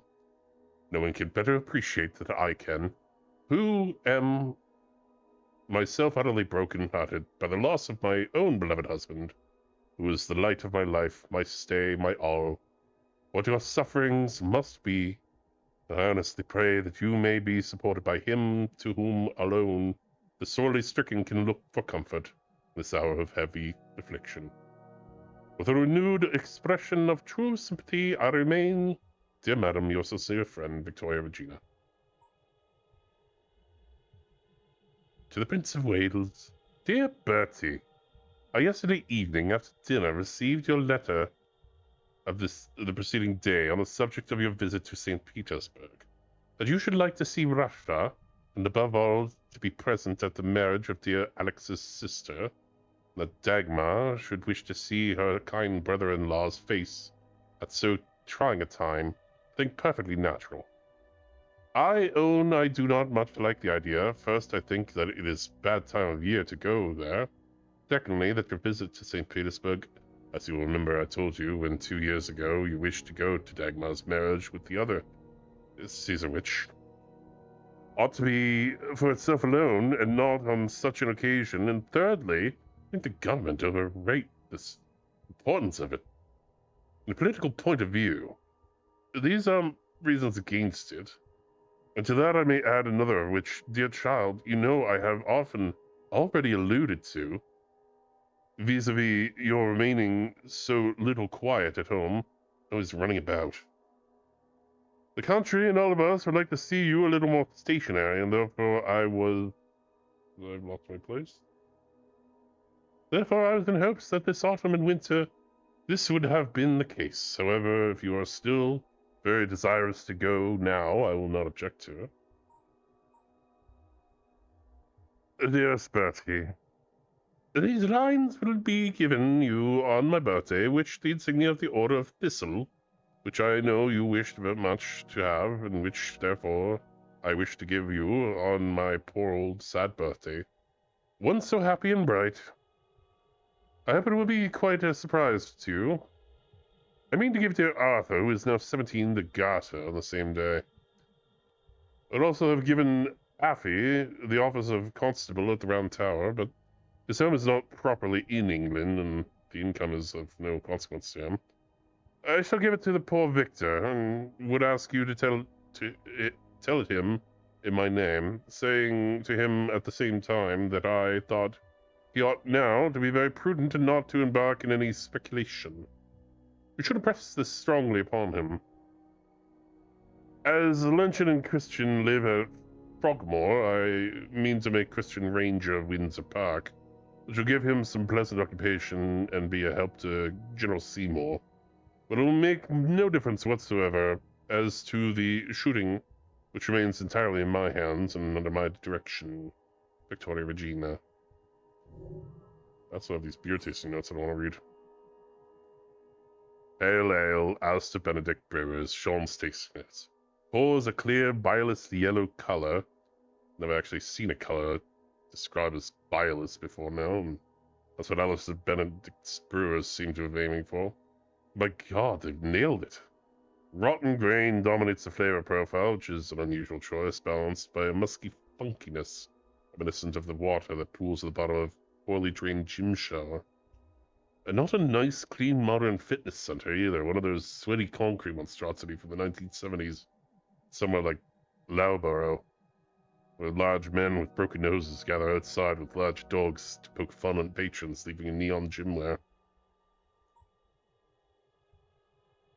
What's this I detect? Actual hops? Grain that might have been fresh sometime after the agricultural revolution? Water boiled long enough to actually kill a microbe? Actual wooden kegs? Oh, bravo, Dr. Garrett. Lovely balanced flavors, strong but not overpowering nose, and a light, pleasant mouthfeel. You restored my faith in British beer making. Just what the doctor ordered. His lordship's dinner ale. A beer! From England's prettiest city. Suitable for the king's dinner, no less. Well, the name is appropriate, as I needed a full 5-course meal to get the taste of this concoction of misery out of my sad mouth. Tastes like someone drained the water table from Highgate Cemetery, straightened the bits out, and bottled it under the light of blood moon. I did some historical digging on this ivory brewery, burned to the ground in 1879. Do you know what? I'm glad. Well, the fire brigade sat back and watched it burn and salted the earth because they know that sometimes the place becomes so defiled by what's happened there, it'll never be put to wholesome use again. This is a bad beer. The Mariners Lager. Are you having a laugh? Are you deliberately altering these sense memories that all come up tasting vaguely of sturgeon and the dark tears of recently divorced plowmen? Did Rebecca put you up to this? This can't be right. This is the apex of the London beer industry. For Belgian conglomerates and lowest common denominator macro brews. Can't actually be this dreadful, can it? Sean has terrible news. Can in fact be that terrible. Hey, look, just. Shame on you. Why Oh, don't you and I have a fuck chat? off. Fuck off. Come on! Right now!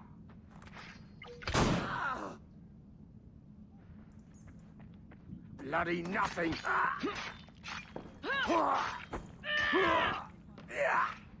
Sorry, Vicky. But your guys are kind of pricks. Did what I could.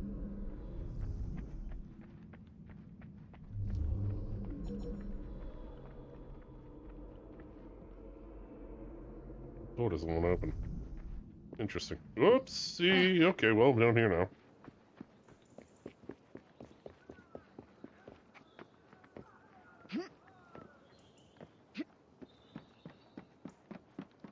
Artie's yard. Look, we're coming all the way out here. It's nice if we... Whomst is Artie? Is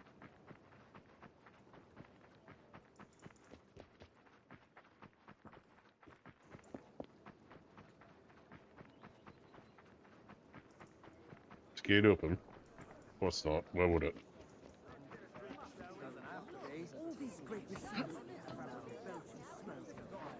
Oh, dirty factory, and you'll see.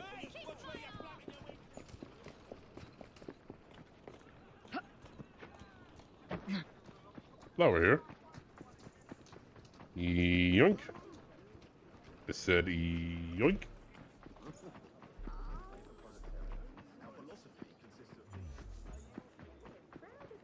Good English names. Thank you.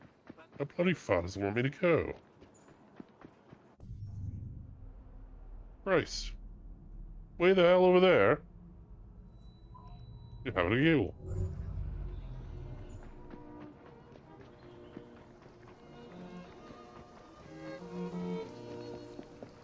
Come on, you silly mare. Hello, lads. Go on.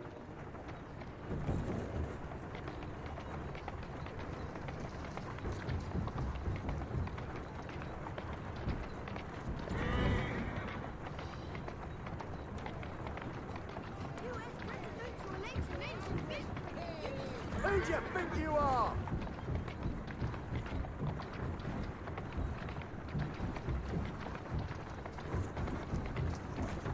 Atta girl. Well then. I hate slow drivers.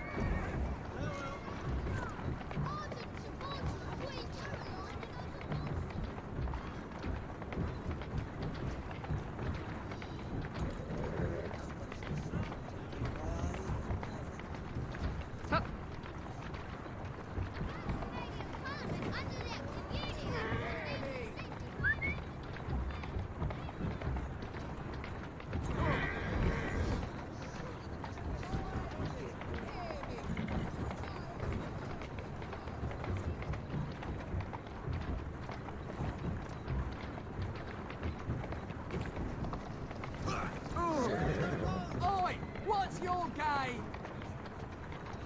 Substance Creed. Slow down. Alright. Deacon Soap.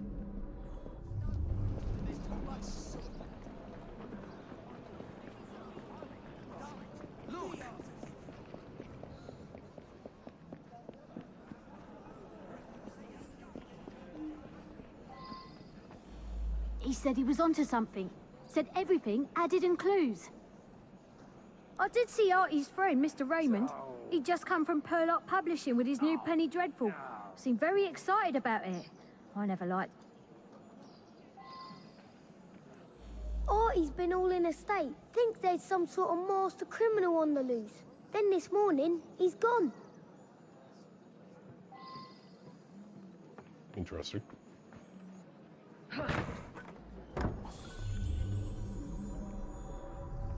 Conspiracy board. Drawings and text linking various clues and anomalies throughout the mysteries that have been solved and the resulting penny dreadfuls. The final scrolled message is unfinished, leading to Raymond. Now that I've seen this, I should ask more questions. She'd apparently blank newspaper. Artie's been all in a state. Thinks there's... Come to think of it, he had been going on about the Queen and all for the last day or two. Seemed to think she was in some sort of trouble. He said he was onto something. You know, when he thought something was important, he'd write it up in invisible ink. Lemon juice like. He'd use smoke to read it. If you have a way to make smoke, you can see what it says. Very well.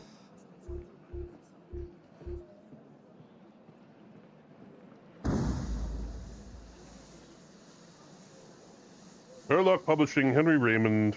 It's all connected. Follow the clues.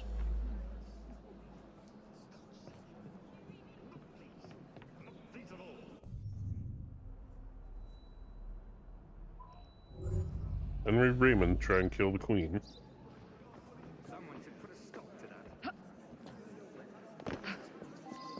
Everything you need to survive the streets. Right here.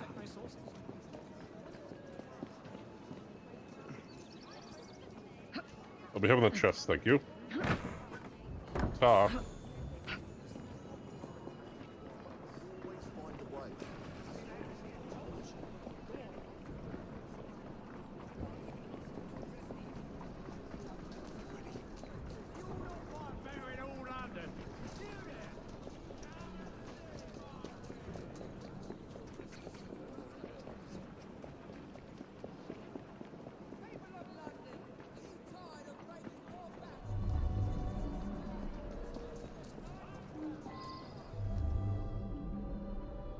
Nothing downstairs. Great. Empty munitions crate clearly marked Prescott munitions number 408.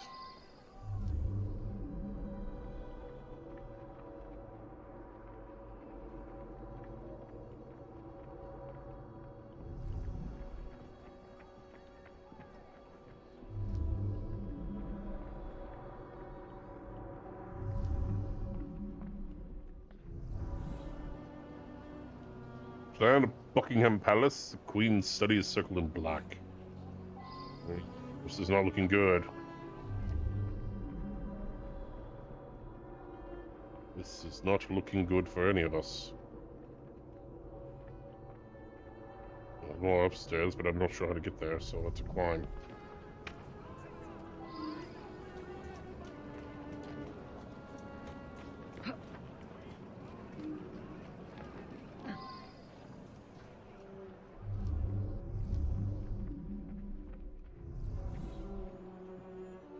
Down with the monarchy! An end to the suffering under Victoria. Queen must pay for her sins.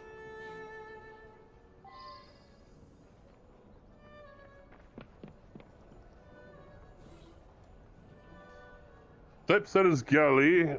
Proof for a penny dreadful. Explosion at the palace. Some descriptive text. Attack at the heart of Britain. Buckingham Palace in flames. Will the Queen escape? Book is written by Henry Raymond. An explosion at Buckingham Palace. I must warn them. Right.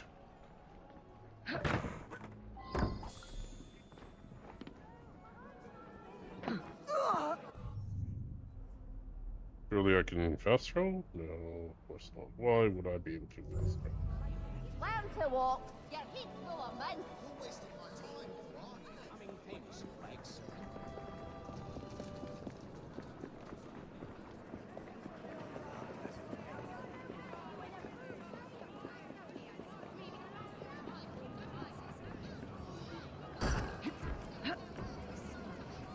Ride! You must warn the Queen.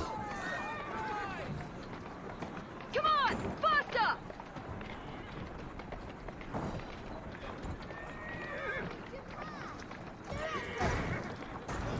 Come on! There you go.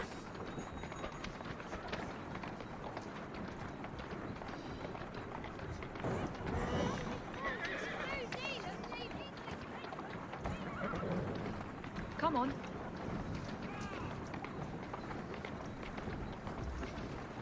Faster!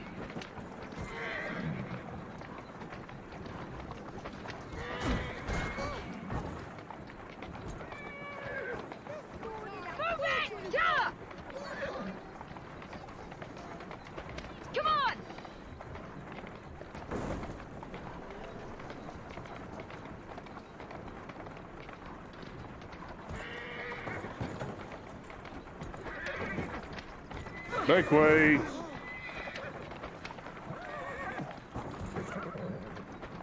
Out of the damn way!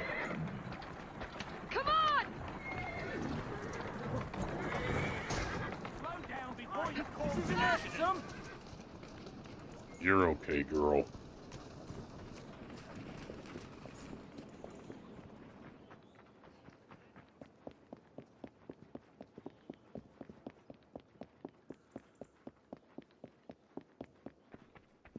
Good sir. There's at least 100 people here for the knighthood ceremony. The Queen will use the scepter with the dove for the knighthood.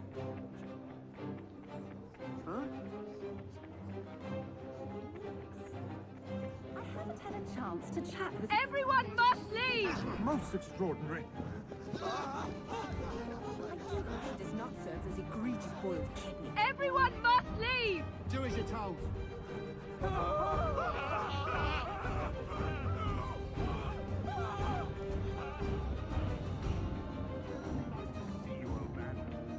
haven't had a chance... Everyone must leave! Whatever is happening?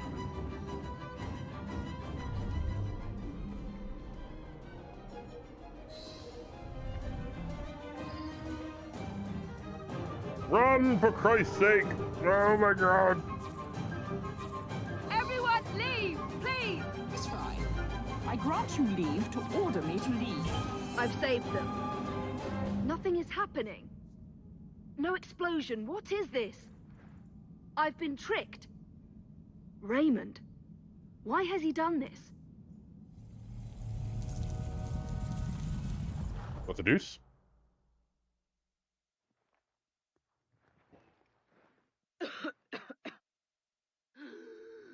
You are more naive than you appear. He is the key. What the fuck was that?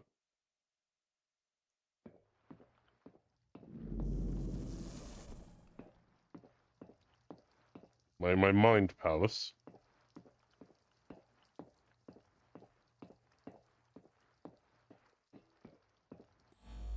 Look beyond the obvious, beyond surface appearances.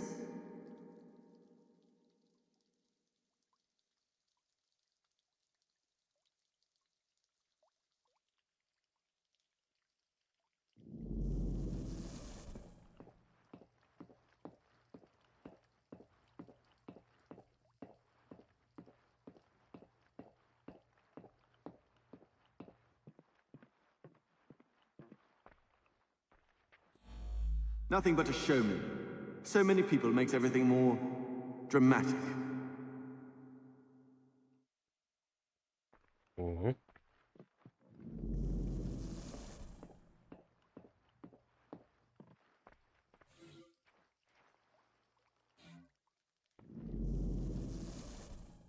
He's gonna blow up everything. Outside.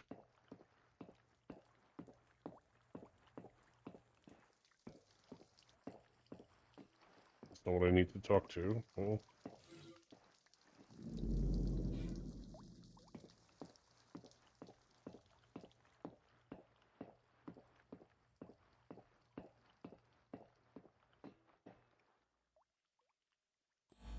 You've helped me herd all those dreary people to certain death. We shall hear the explosion presently.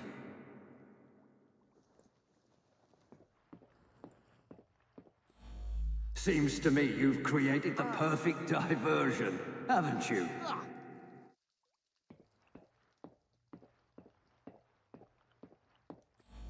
I found the same clues you found. I knew there was to be an explosion, and I led you here to save everyone. I'm as mystified as you are that nothing happened. Mm-hmm.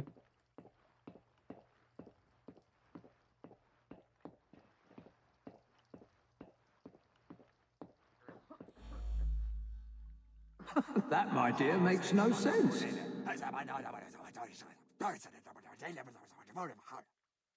The fuck?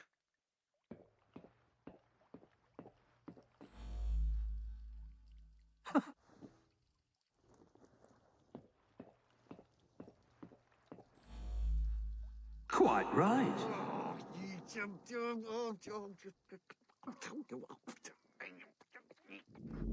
the hell is happening?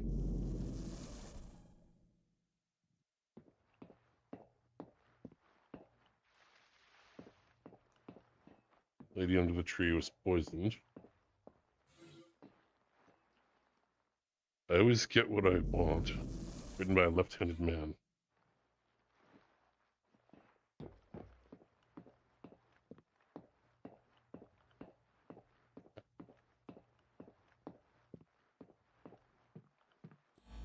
I brought him his invitation to the knighthood ceremony. The one with the special scepter.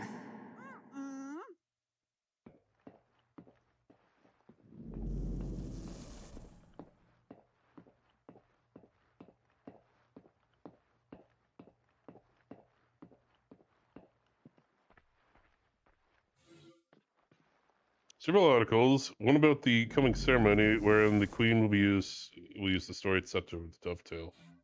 Yeah. But I get it. Do we have to go through every single one? Because I get it. Never trust a man who tells you what you want to hear. He is after something. Yes, I fucking get it.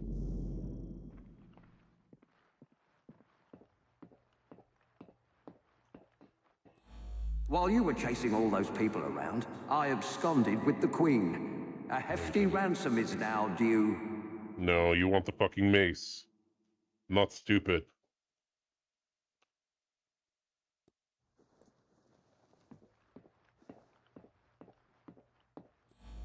A man like me can take anything he wants.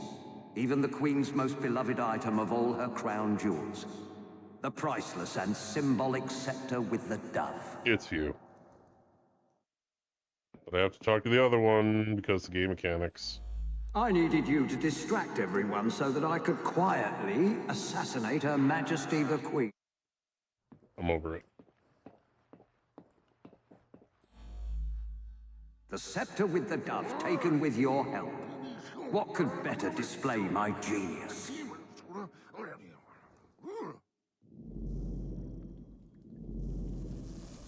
Can I be back in reality, please? No one questions you when you wear a uniform.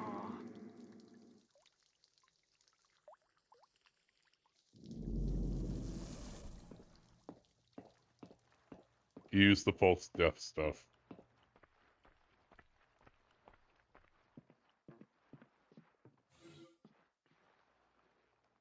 Larger synced spider curled up to death.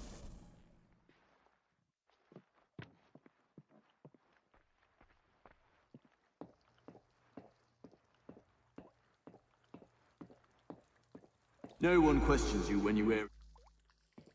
Yeah.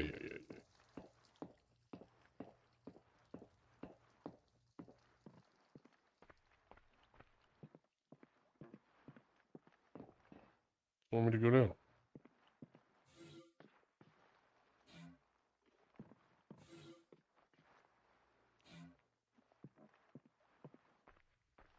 Oh, the boy.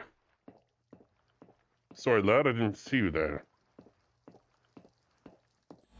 I suspect the solution will turn on geometry. What?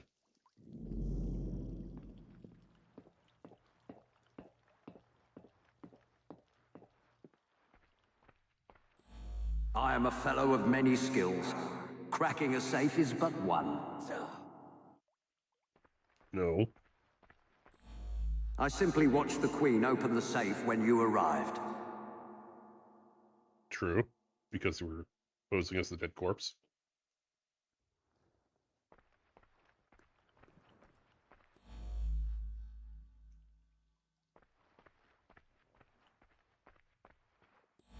I threatened the Queen with her very life.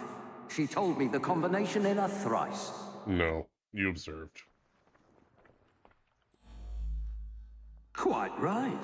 That's right. No, you can't do that. No, absolutely not. That's the question. The dead guard was I. The spider venom allowed me to fake my death. I had a perfect view from where I lay. Uh-huh.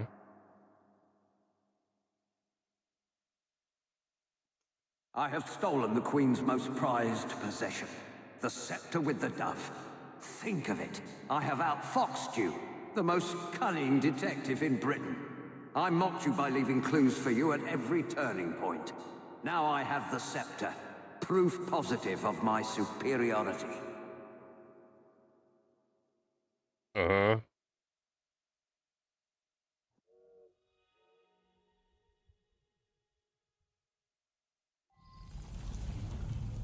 Evie, wake up! It's Raymond. He's taken Artie hostage. Of course he has. They're on the roof. They're on the roof. Jacob's here to help you, Evie. Why would I want Jacob?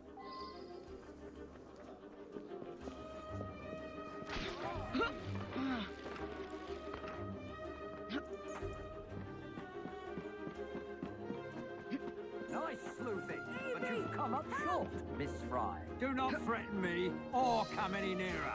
This lad's very life Keep him busy, Evie. It won't be long now.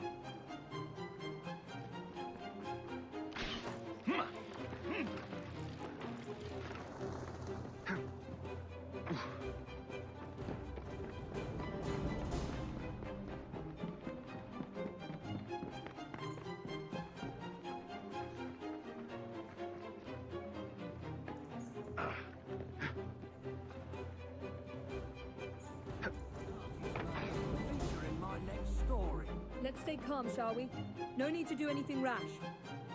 Oh, I'm quite calm, Miss Fry.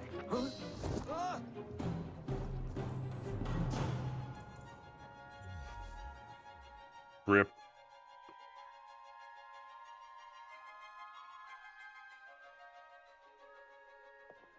I suppose this means our detective days are over. But what about you, Artie? I'm glad I survived Mr. Raymond's insanity, but sadly he won't be here anymore to write more books. A great loss, I'm sure. I'm quite serious, Miss Evie. Me and my friends waited every week to read the next number and find out what happened next. Why don't you write some yourself? A fellow would have to be very clever indeed. Sounds like you'd be in your element, my dear. The gruesome Whitechapel murders by Artie. I should think I would use my full name. By Artie Conan Doyle. I'd use Arthur. Sounds more of a serious fellow.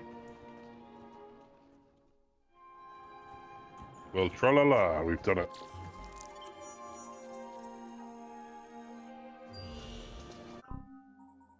What's this keen sword look like?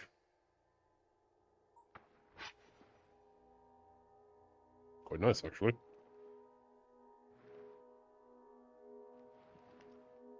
Bloody expensive.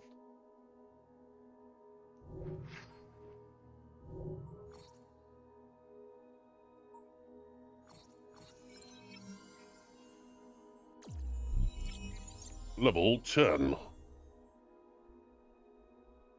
Charming, now I can use it. I think I shall.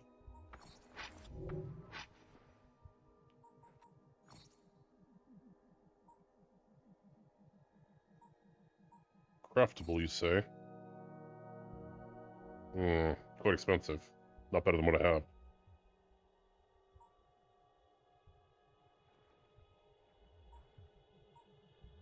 What are you already wearing, though?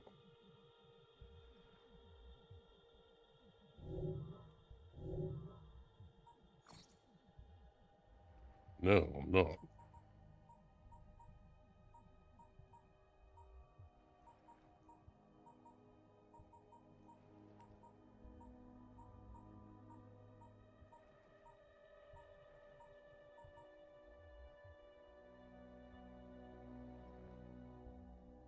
No, isn't that the same?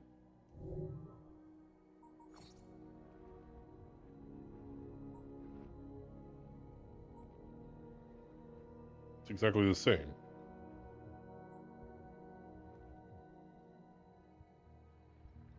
Silly.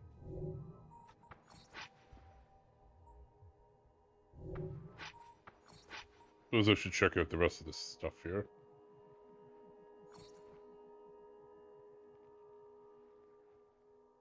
Craftable.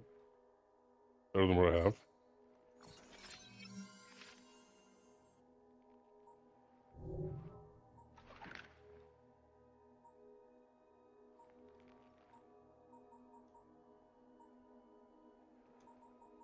Doesn't affect the sofa. Very good.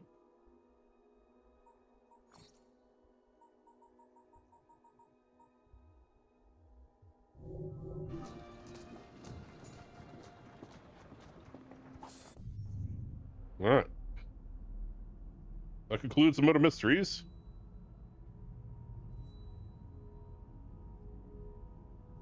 The Charles Dickens. Do Charles Dickens.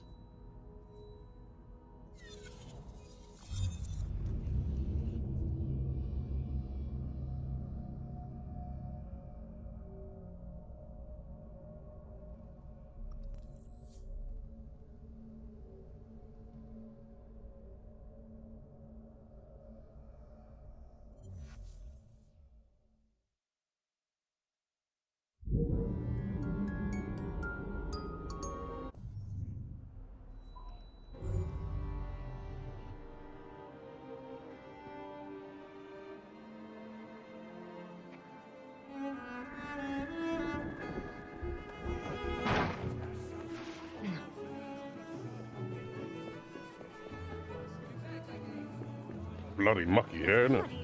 He's interested in buying.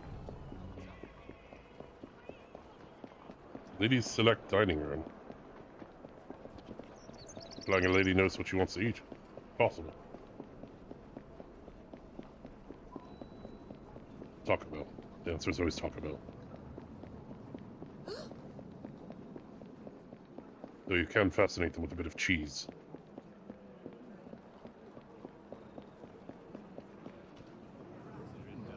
Mr. Dickens?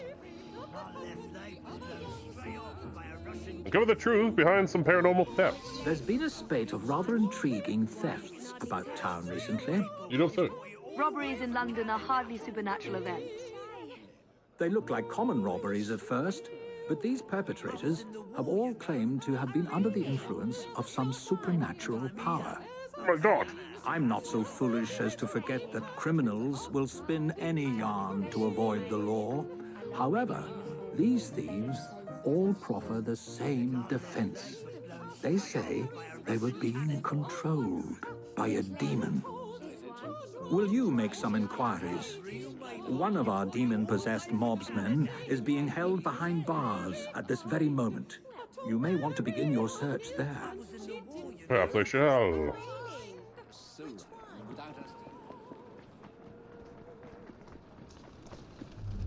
Interested in this chest that's back here, but I can't really get to it right now. Oh, maybe it's down this alleyway.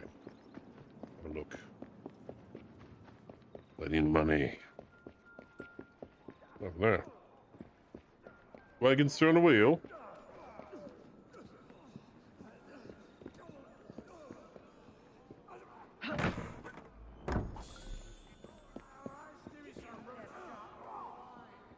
None of my business what's happening there. What are you carrying? What are that? Nothing, just a seat.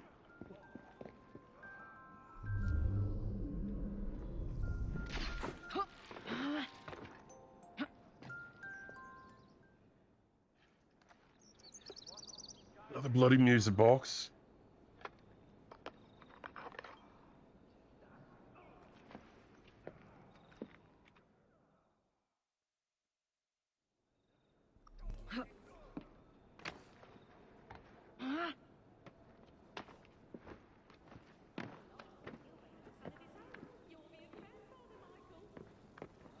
It'll be your grandfather, Michael.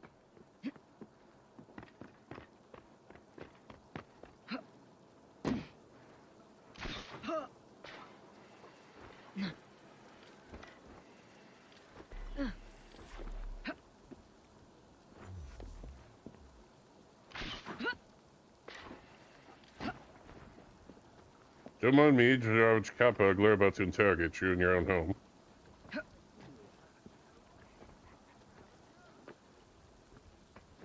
Oh, it's prison, that's right. Hello. What's that man done? Rob the pawnbrokers down the road. A demon made me do it. I can't remember much. That's what's so queer. I've never stolen anything in my life before. Let's pretend that I believe you. Tell me who made you do it. All I can recall is a silver watch, swinging in midair. It was held by someone or something. A dark presence whispering.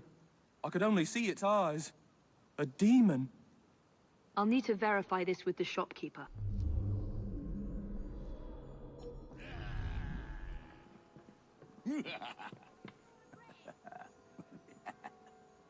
You good, dude? Profits so unjustly. This city needs to be better taken care of. I say we pass the keys from the royal house to Mr. Stout. That is totally unacceptable, you thief. Get over it.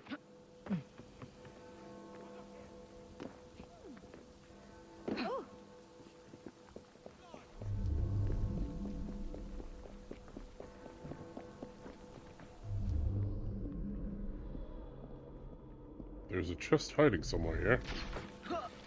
I will have it.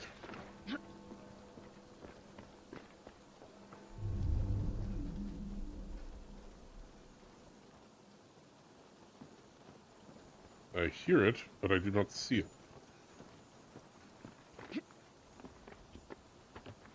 Here it is.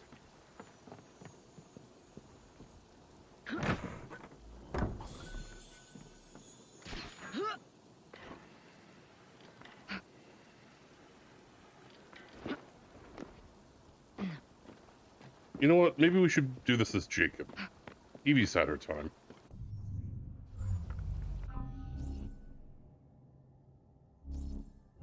Maybe I can't switch to Jacob here. Sure I can.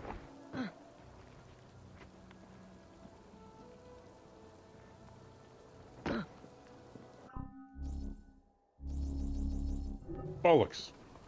We'll do it later.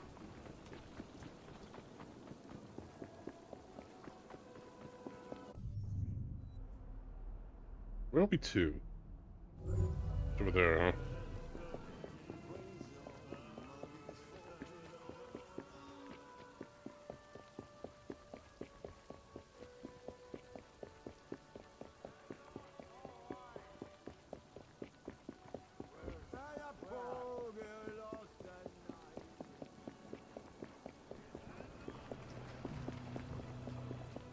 Are you interested in...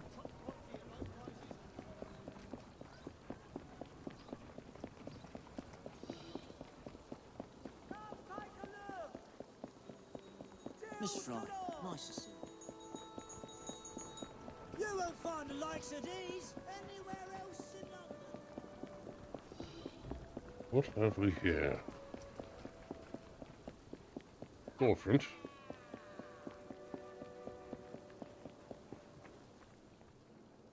What can you tell me about the robbery? There's not much to say. Most of the items did come from the same seller. Enzio Capelli, Sorcerer Supreme, a famous showman from Italy.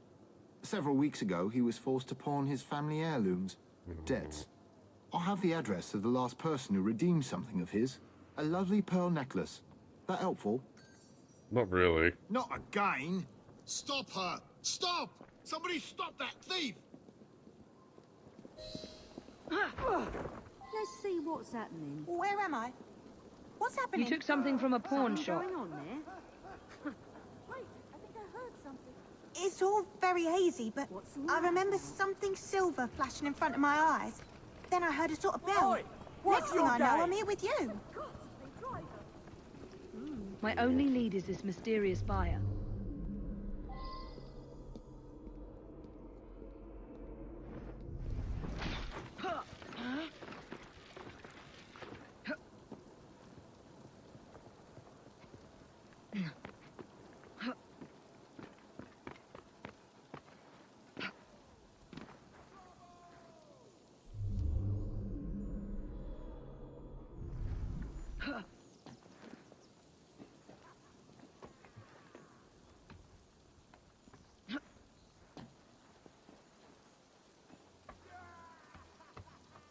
Oh my god, just climb properly, for fuck's sakes. Evie.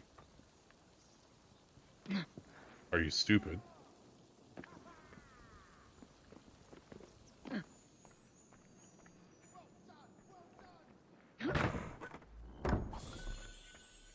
audio. Okay, I want that locked chest, and then I'm gonna go to this other location, the pearl necklace.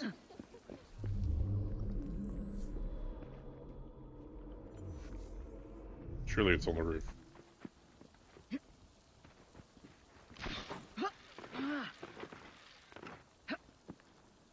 It isn't. It is, in fact, inside.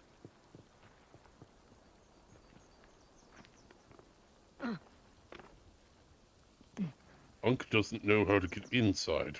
There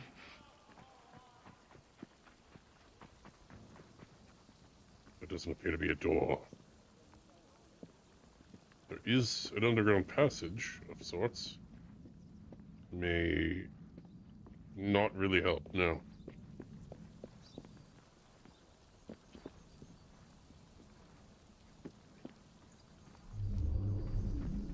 How to in?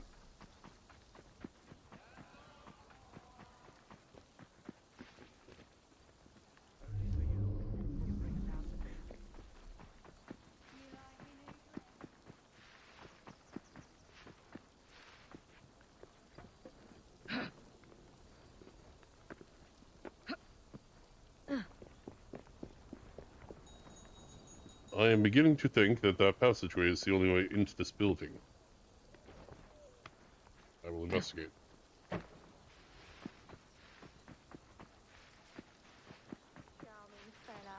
Only for you?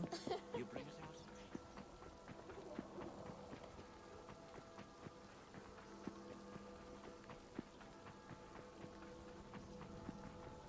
Do you travel much then? Not nearly so much as I'd like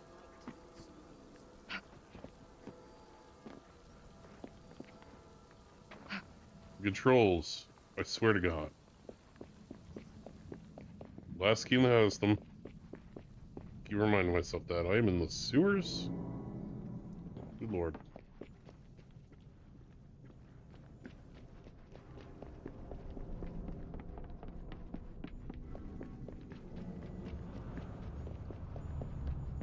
You there? What have you for me? Gold spider silk. Hiding. Duh. Did I switch yet? No.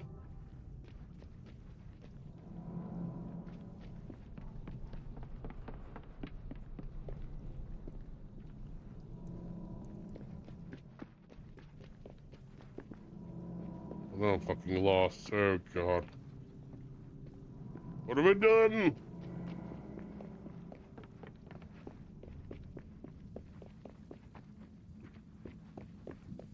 Damned us to a labyrinth of poo gas.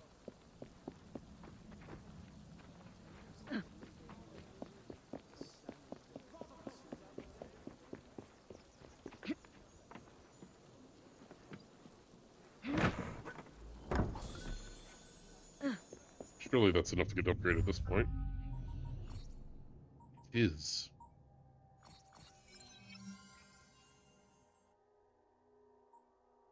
$8,000 for the next one.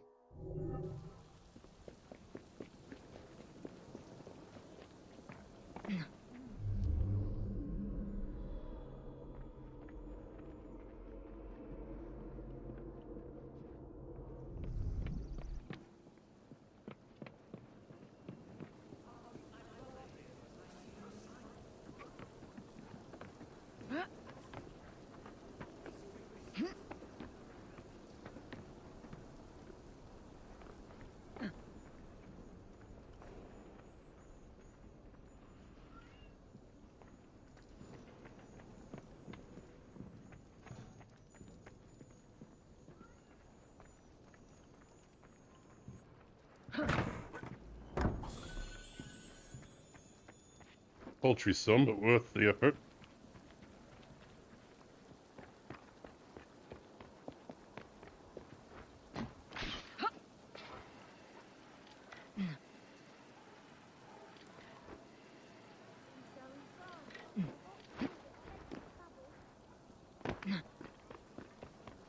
Oh, we have another beer.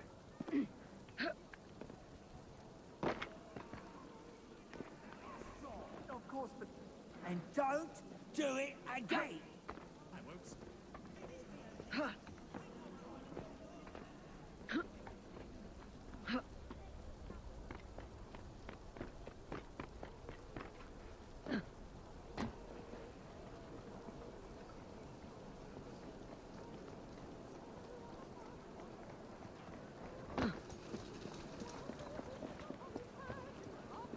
Another beer for you, Sean.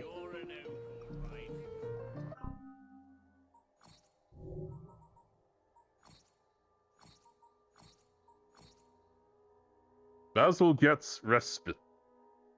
Interesting. Period advertisements for this beer suggests that the innumerable workers who dug the mile upon mile tunnels and collectors beneath London, their nose constantly assaulted by noxious fumes and their eyes offended by unspeakable refuse, would appreciate a balanced and moderate brew bottled in the north of Scotland, which as far as I can tell is 3 lies for the price of 1.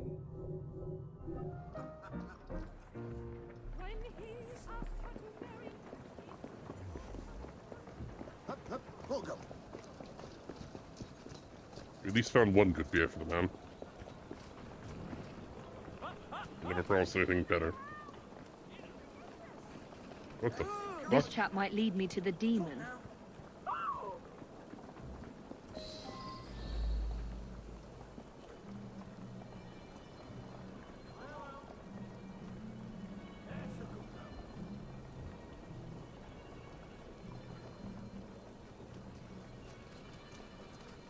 There's nothing here for you but a pounding.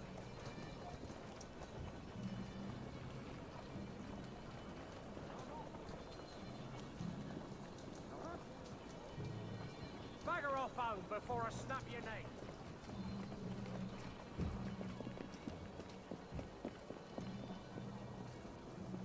And then you wait for all the... Why are you doing this?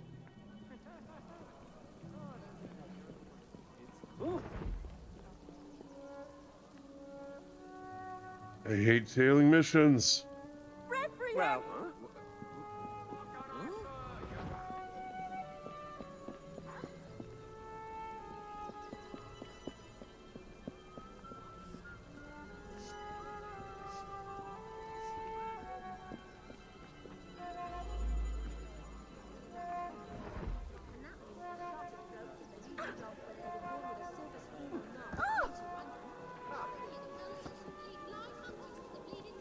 Bugger off home before I snap your neck.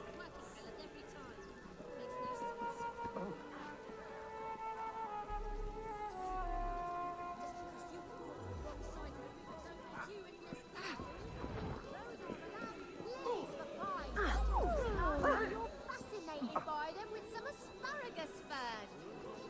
Show Asparagus your fern?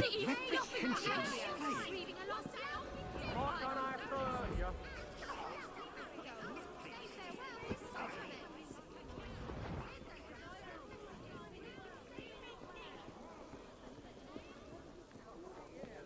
Ready to throw myself off one of these buildings. It's really as simple as that.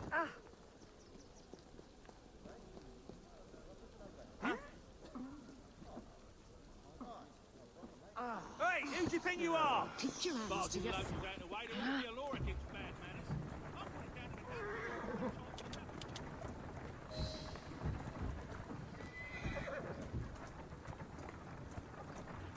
Yeah.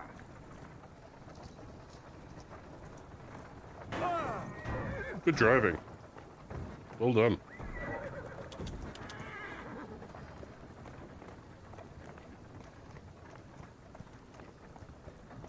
Ripper.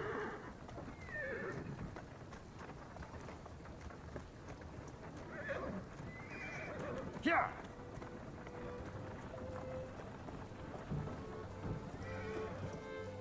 Ripper.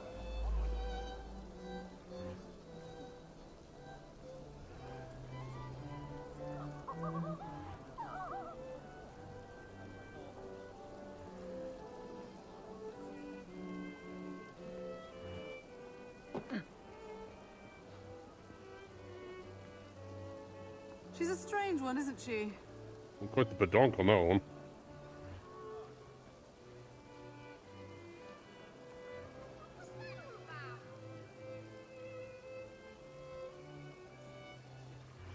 Strange looking man. You want to give me the necklace now, don't you? Yes, I want to give you the necklace now.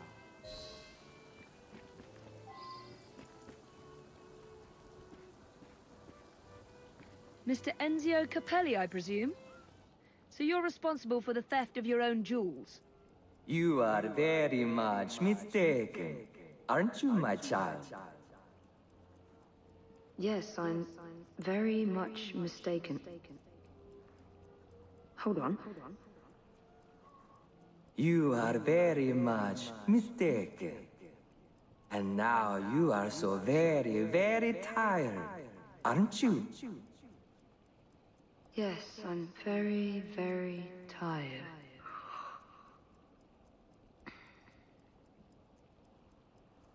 Now, you're going to do a little job of work for me, aren't you?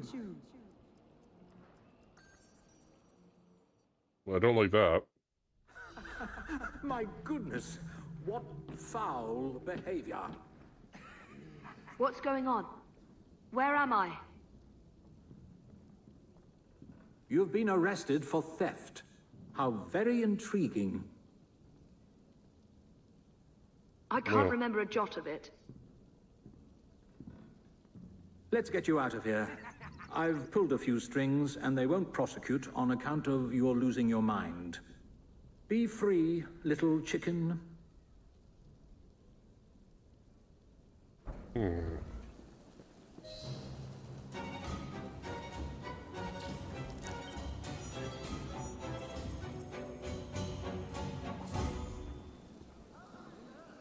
But the perpetrator has gone free.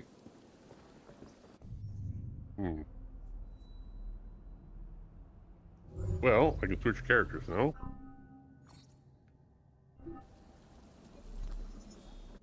Two skill points. 12, in fact.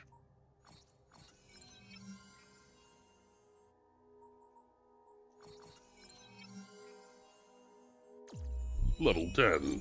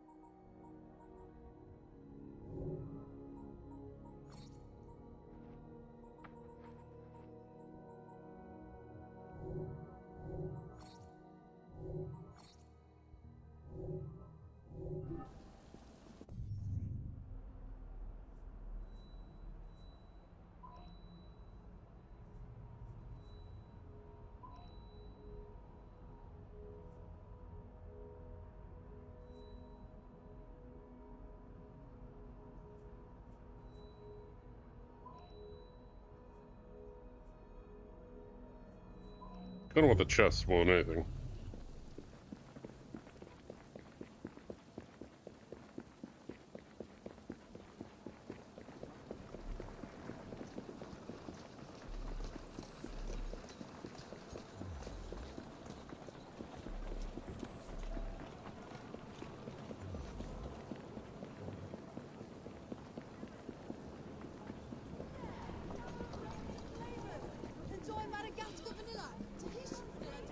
Madagascar vanilla.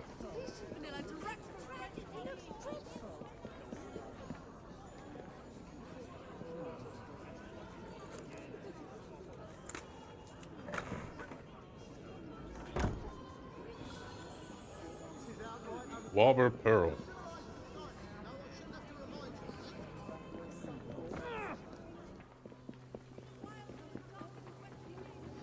Lithocarpus, Fagus silvatica, Ulmus minor, Hexus baccata,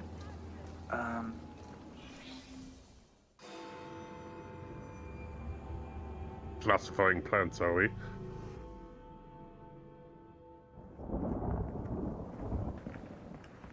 I didn't know you had a twin sister, Mr. Fry. Evie Fry, sir. It's a pleasure. Usually I would reciprocate the sentiment, Miss Fry, but today, I'm afraid nothing will bring me pleasure. What's troubling you, sir? I am used to people challenging my ideas. In fact, I live for it, the cut and thrust of spirited debate. Lately, however, attacks against my reputation have taken a darker turn. Threats of violence against my person and against my colleagues. I do not wish anyone to be hurt because of my research. You helped me with Staric syrup. I am in your debt. We help each other, sir. My brother and I will make sure that you can continue your work in peace. what do you know of bones? What a question. I know how much pressure it takes to shatter, snap, or splinter one. Perhaps it would be simpler if I just explained the situation. A few days ago, a German colleague, Dr. Schwartz, sent me a telegram. He informed me he was on his way to London to deliver a very important fossil, you see. In fact, he should arrive at Charing Cross any moment now. Would you ensure no harm comes to him? I'll bring Dr. Schwartz and that fossil to you, Mr. Darwin. Splendid. But please do be careful. Very well. You'll find Dr. What? No, Paulo. Well, whatever.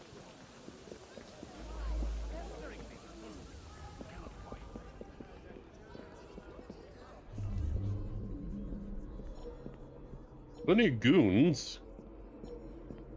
I'm sure I love that about it. Well, he's up there with the other goons. That's not to say you both have bad names.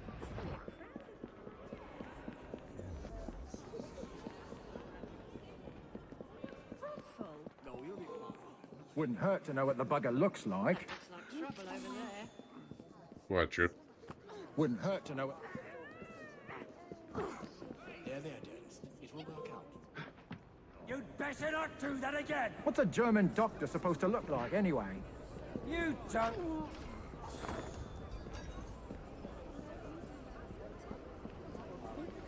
What's a German doctor supposed to look like? What's a German doctor supposed to look like, anyway?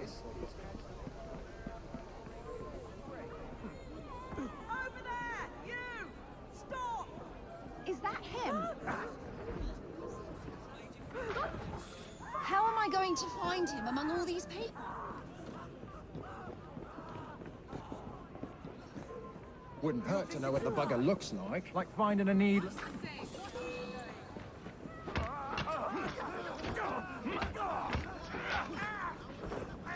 Quite the scepter. I've got to feed some pigs for a mate.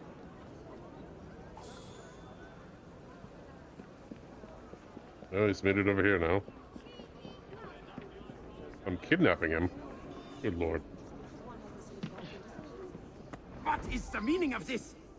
Don't worry about him. Collecting you and your precious cargo for our friend Mr. Darwin. Just act naturally. Right. So, how is your father? By which I mean my dear brother Frank, with whom I grew up, of course. Oh, splendid! Wonderful to hear! I'll do my best not to call attention to how remiss he was in forgetting to warn me about the delicate situation which brings him here today. Help! Stay back, Doctor! I will surely die without your protection. Most likely. But we need to cross over, and that's proving to be somewhat of an issue. What's going on over there?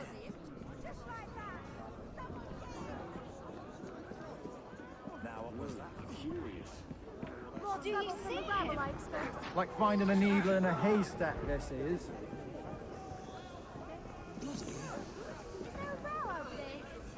What's a German doctor supposed to look like, anyway?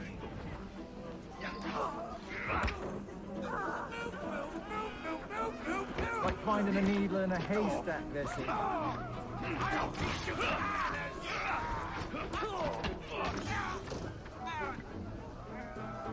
Are you just going to leave me here? Yes.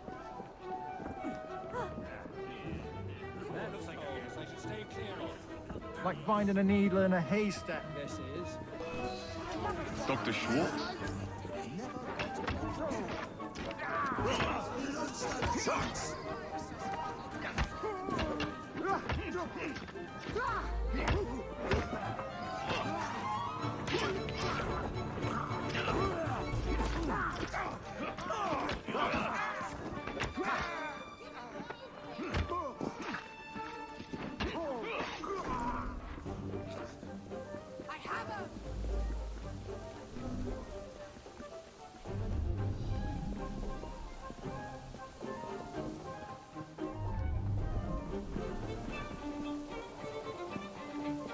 Bastards getting away!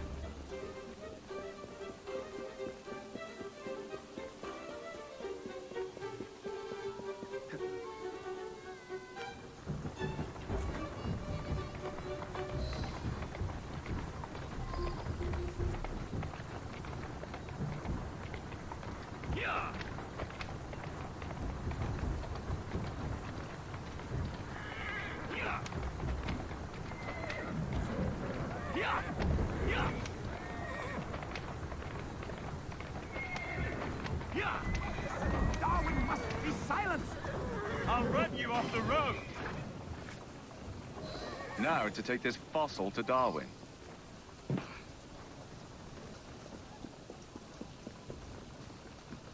I could have killed him a long time ago had I known he was an imposter. Ample opportunity, I must say.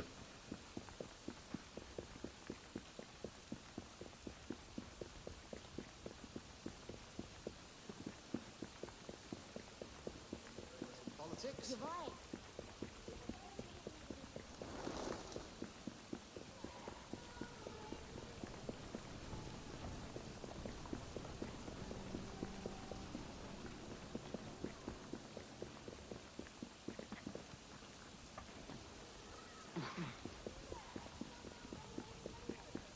Willow tree.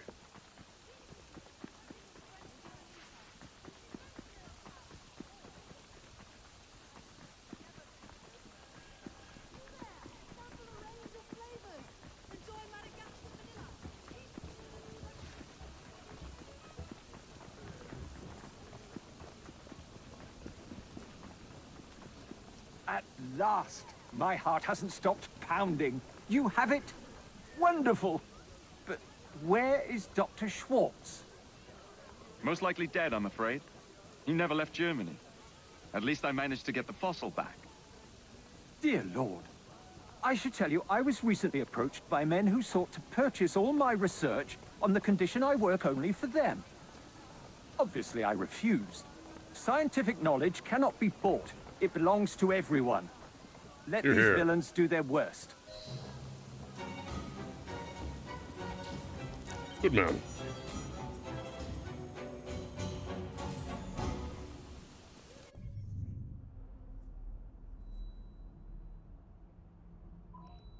Why is that one gray?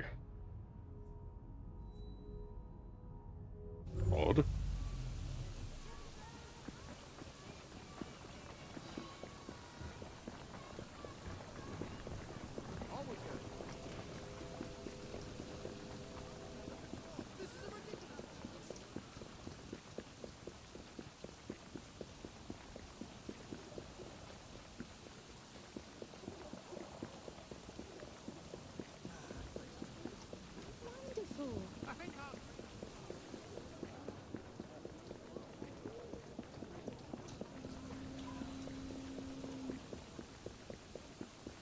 Mr. Darwin, are you about to set sail? Is that the conclusion to this quest line?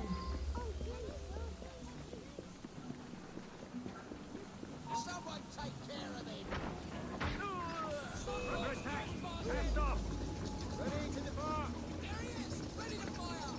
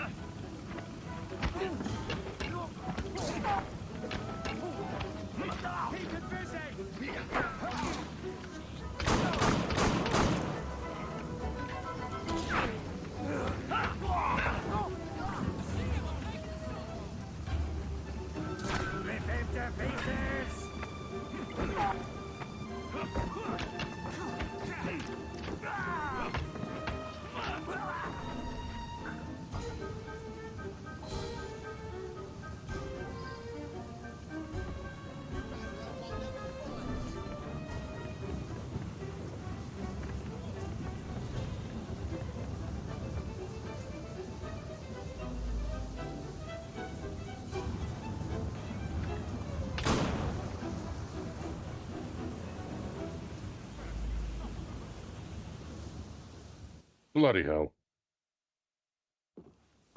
We'll get them next time, boss. Fuck off. Didn't even want to do the squat, they're just here. Take me back to Darwin, please. Oh god, where he dropped me. Fucking piece of shit.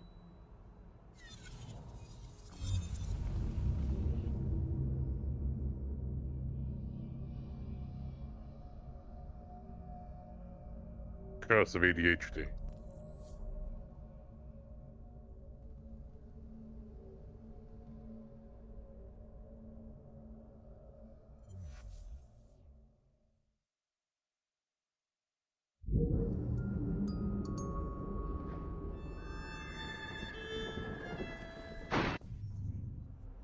Darwin.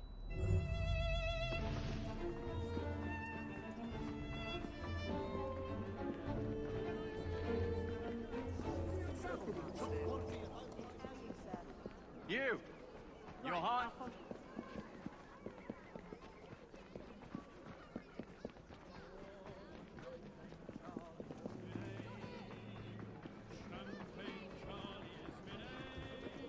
Champagne Charlie.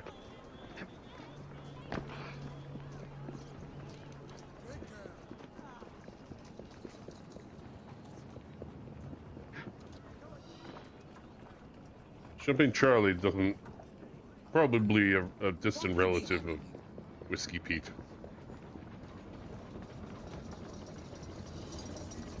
Hello, Darwin. My young friend, I'm sorry to be so blunt, but I need to ask a favor of you.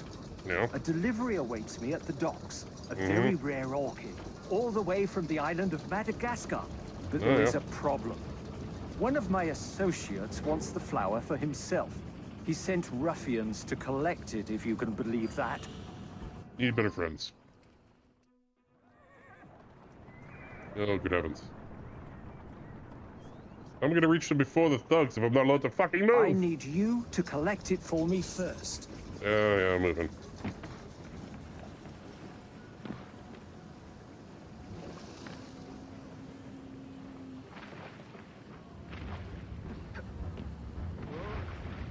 I'm definitely not gonna get there before the thugs, I'll tell you that right now.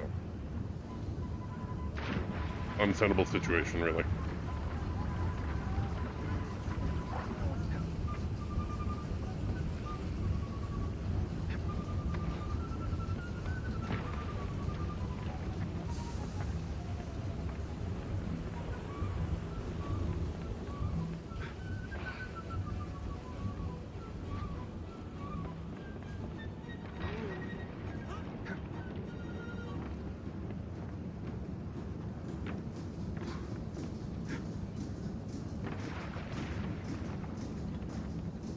Move! Fucking hell.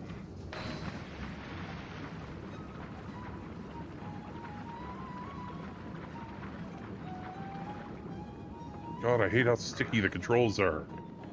Ass.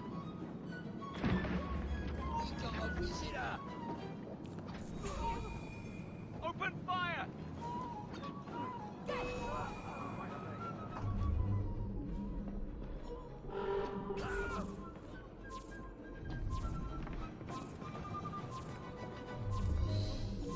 There it is.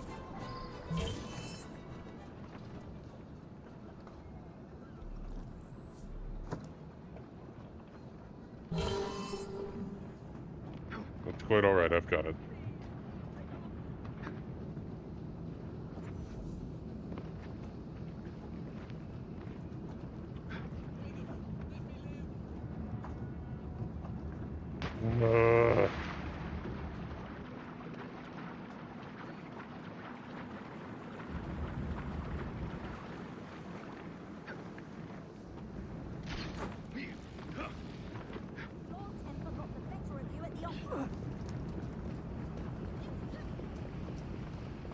In a carriage.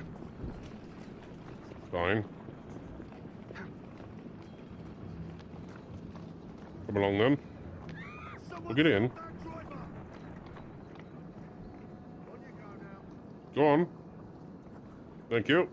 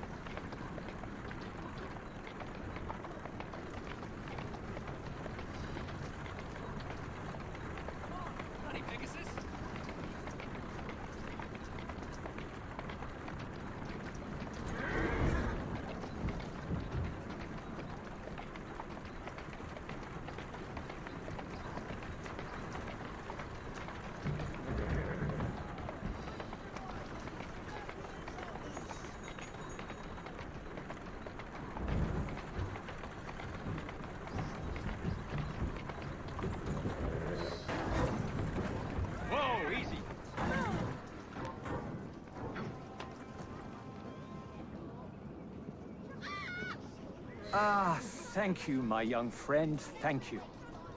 This little orchid may seem inconsequential, but it holds secrets which could potentially change our very understanding of the world. It would have been a shame to lose it. Shame indeed. Thank you. Alright. Kind of a lame mission, gonna be honest.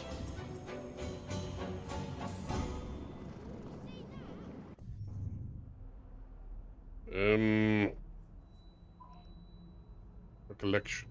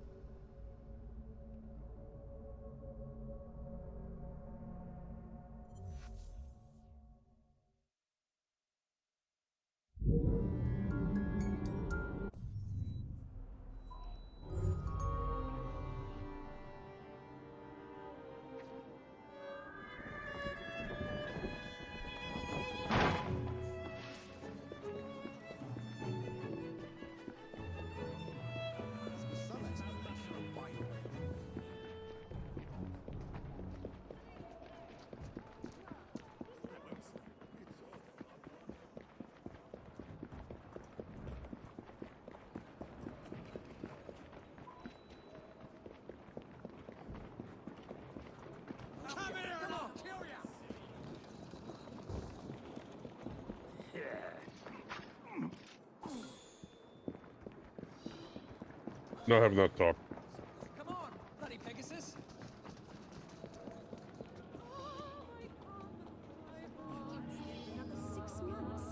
Have you truly no recollection of the events that landed you in a cell? That's my sister. I remember what the other victims remember. A silver watch, the sound of a bell, and a sort of shadow. A glint of silver and a tolling bell. Hey. I must say, you look very tired. Yes. I am so very, very tired. Now you're going to do a little job of work for me, aren't you? Now I'm going to do a little job of work for you. You've cost me a bit of money, mate. So I think it's only fair that you replenish my coffers with donations from the good people of London. You will steal money for me, won't you? Yes, I will steal money for you.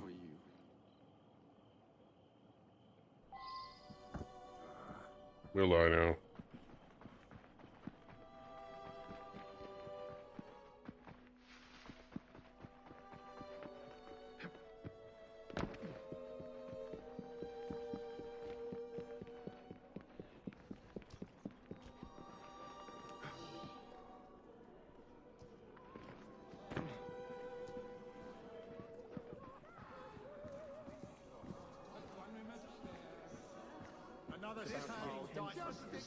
How dare you!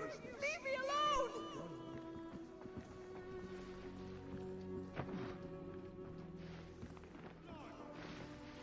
Get up, you fuck.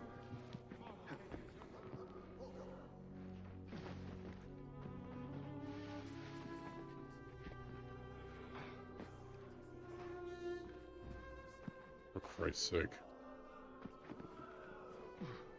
For fuck's sakes, and I can't see anything because it's fucking blur. Let me out.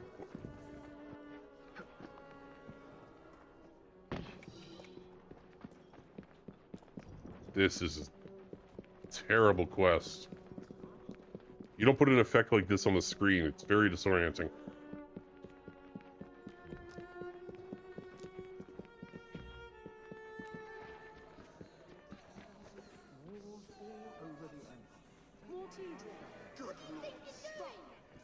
Help! Thief! £5.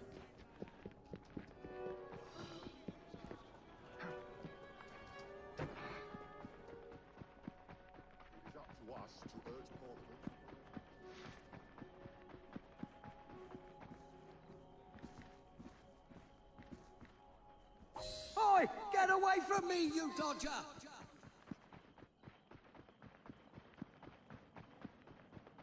It's a letter.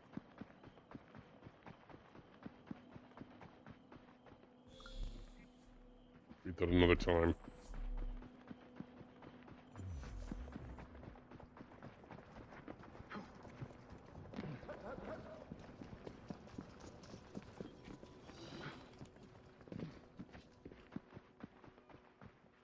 Good. Very good. Now, we can't have criminals like you roaming the streets. You will surrender to the police, won't you? Yes. I will surrender to the police. Oh, and when you do, you're going to do a silly little dance for them.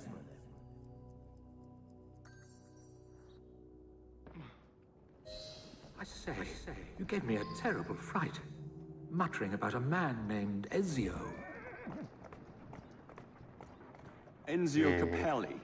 Not a demon, but a hypnotist. And he's not even Italian. I suspected hypnotism from the very start. You must find the villain. Yes. Get right on that, shall I?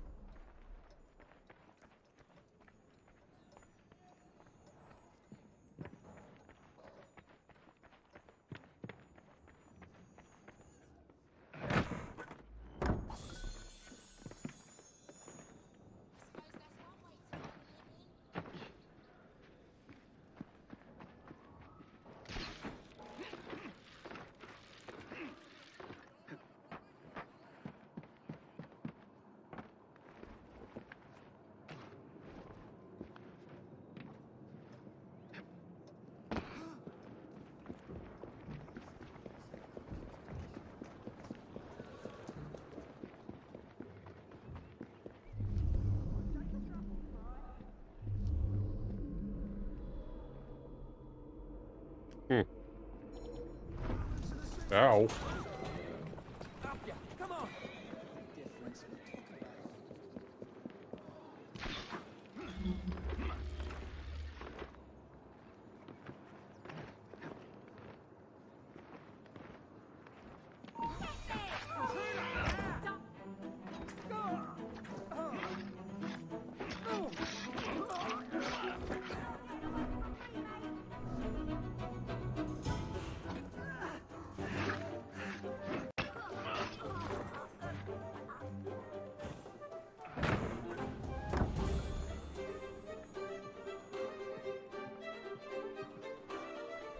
You're going to stand watch while I ransack this house, aren't you? Yes. I'm going to stand watch while you ransack this house. You're going to obey the bell, aren't you? Yes. I'm going to obey the bell.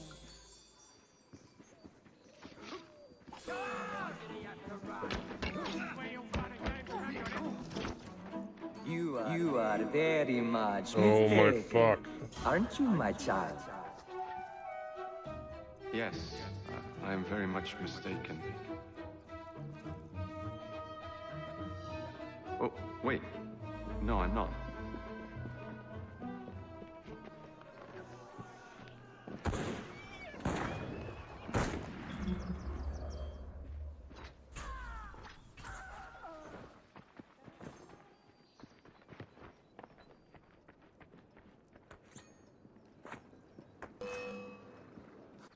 You are very much mistaken, aren't you, my child? I'm going to scream. Yes, I am very much mistaken. Ah. Oh, wait. No, I'm not.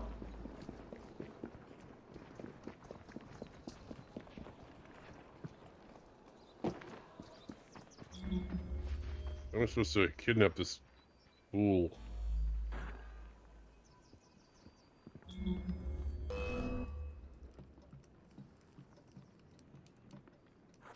You are very my much God. mistaken. Aren't you, my child? Can't I just put a fucking bleed into him? Yes, I am very much mistaken. This is ridiculous. Oh, wait. No, I'm not.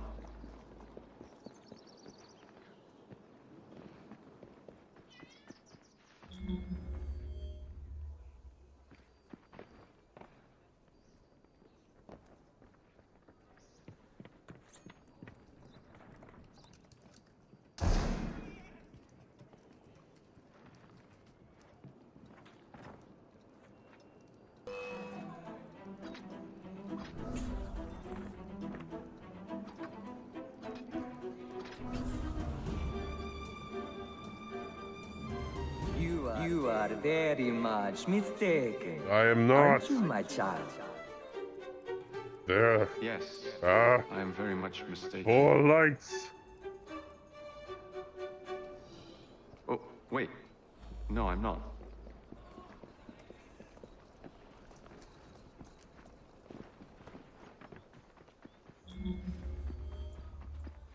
I think someone's coming after me.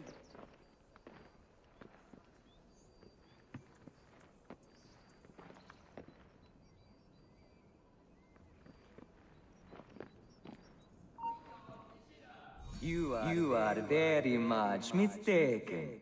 Aren't you, my child? I am so done with this fucking quest. I am very much mistaken. What do you want? Oh, wait. No, I'm not.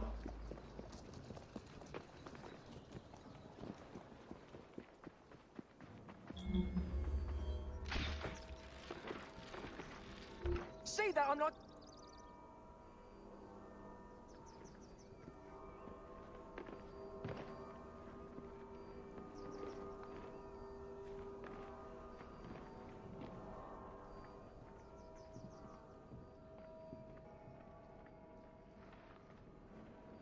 We're just like...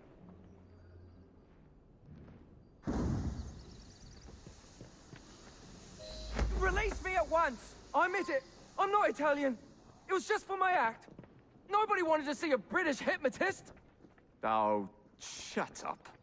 I'll give you anything you want! I want you to shut your mouth. Do you know a Dr. John Elliotson? Never heard of the man! Did you really think mesmerism would work? How dare you! I'm a hypnotist!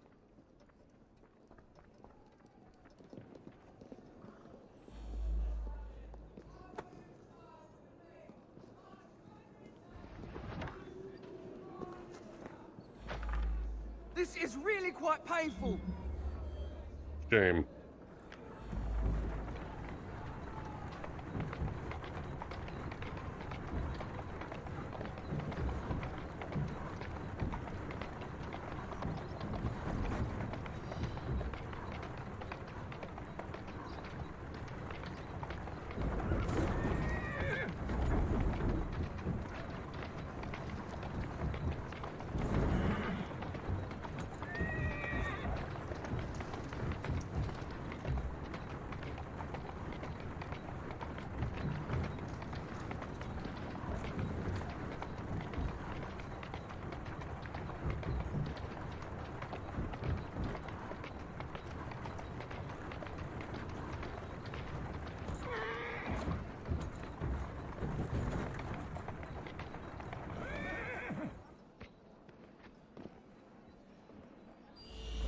Is this really necessary? Apparently.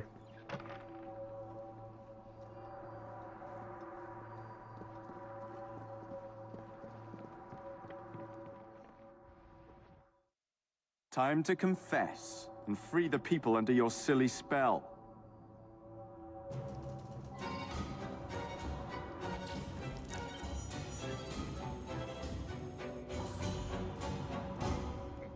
Charles Dickens, please lose my number. You've got another one for me, have you? Terrific. Glad to hear it.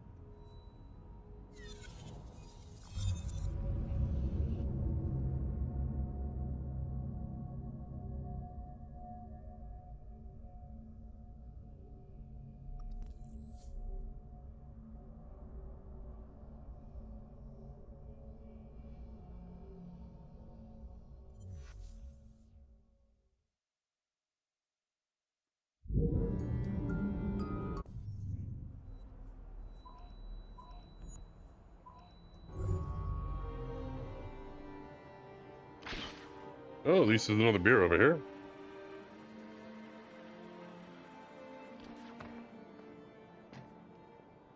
Somewhere down there.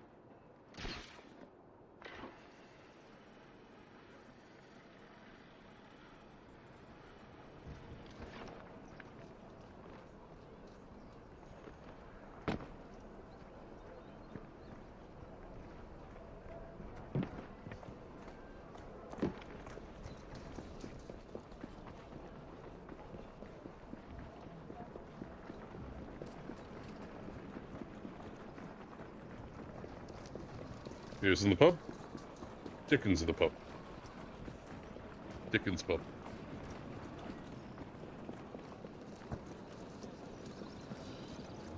Beer first, please. Thank you. And we'll read that.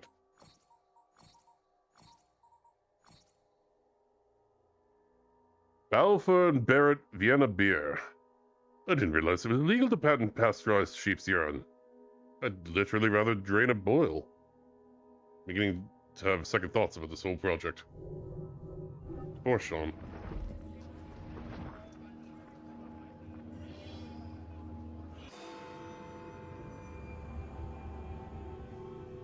Investigate the most haunted house in London.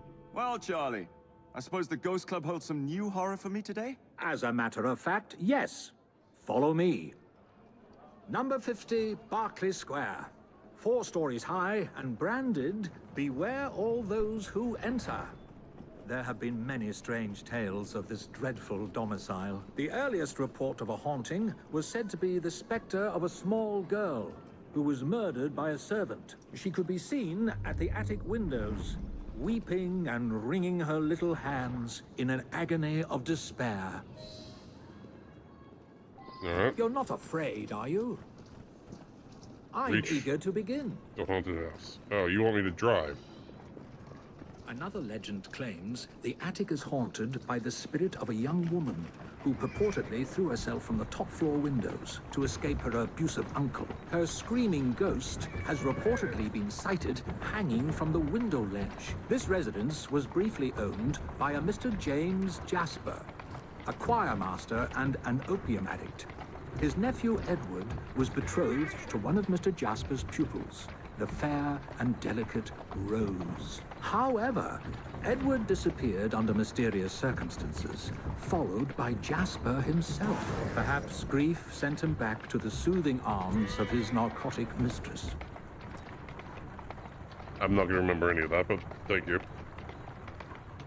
Suppose.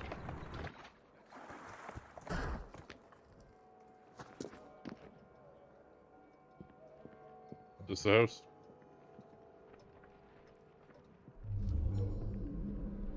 Dickens. Shall we? Though this house is vacant, some say it comes alive at night with screams of terror, ringing bells and slamming shutters. Uh-huh.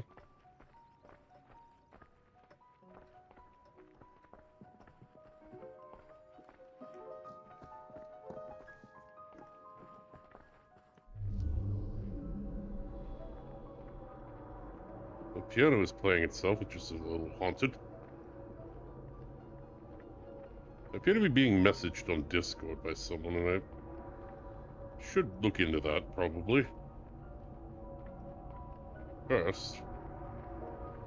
Although eerie, this phenomenon is easily produced by pneumatic tubes and valves. There are claims that a young man was caged in the attic. His only connection to the rest of the world, the legends all seem to focus on one room in particular. And that room is...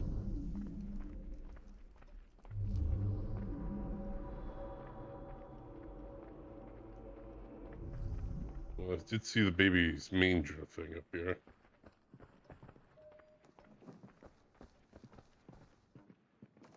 A sudden draft. Nothing more. Right. Are you okay, Dickens?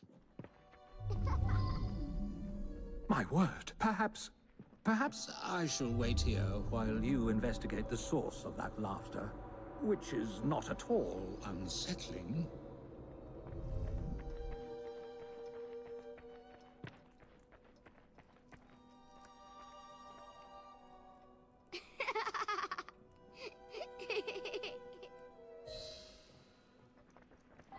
Back here, you little shit.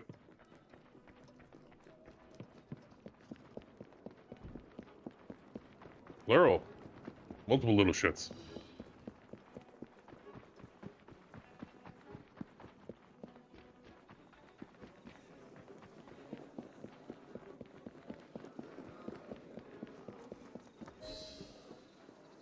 Let me go, you moke! Moke. Why were you hanging around that house? What's it to you? Tell me or I'll drag it out of you. All right.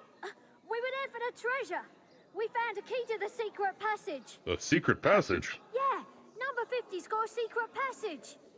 Here, take it. Just leave me be. Some Goonies level shit now.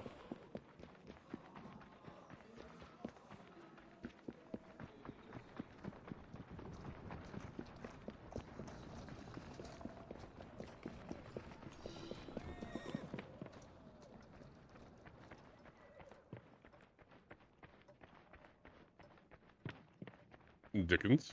I've found a lock, but I haven't located the key. Lucky for you, I've got it.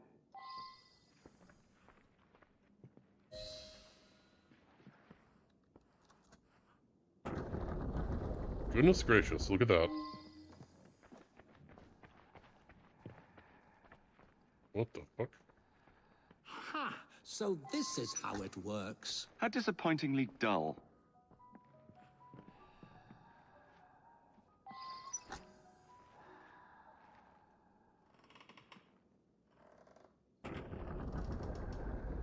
Get out of my house! Get clear, There was no one whose love for Rosa came near to equaling mine.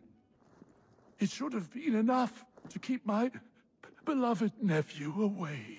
My poor Ned. Forgive. I didn't... What?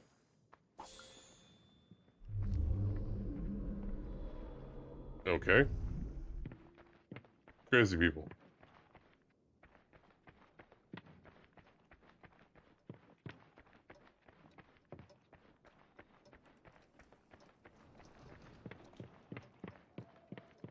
What do you got for me, Dickens? Alas, the myth has been discredited.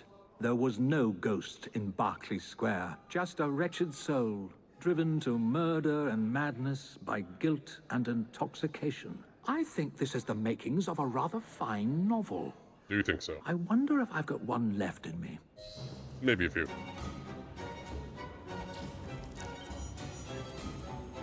Charles Dickens' cane sword. Are you any good, Charles Dickens' cane sword? No.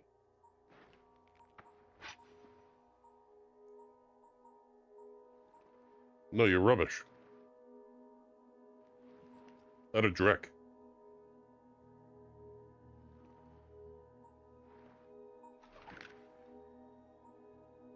The Rend Sunder.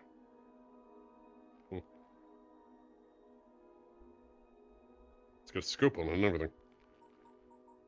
Too fancy for me.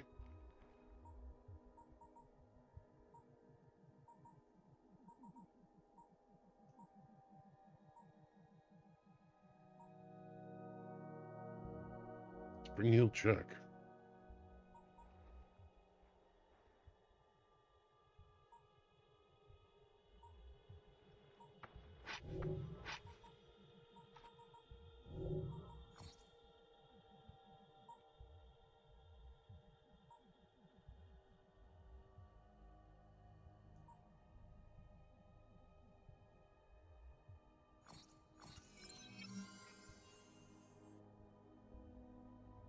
Oh.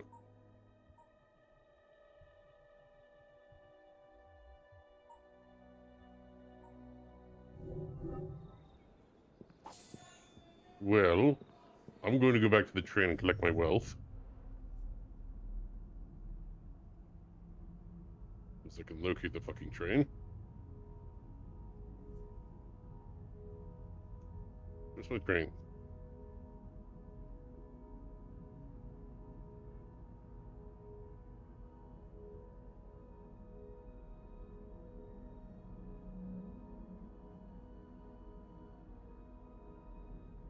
Whose bright idea was it to have a mobile home? Here.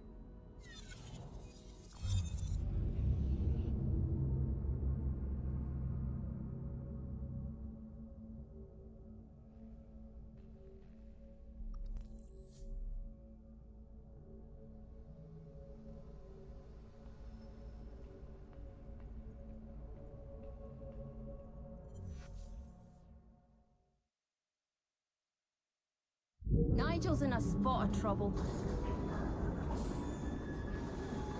That was quite a lot of money.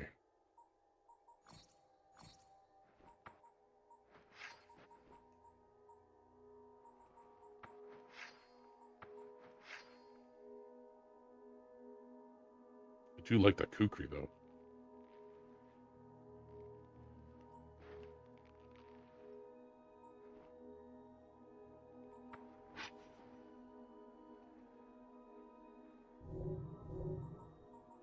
But it should be getting upgrades, I feel.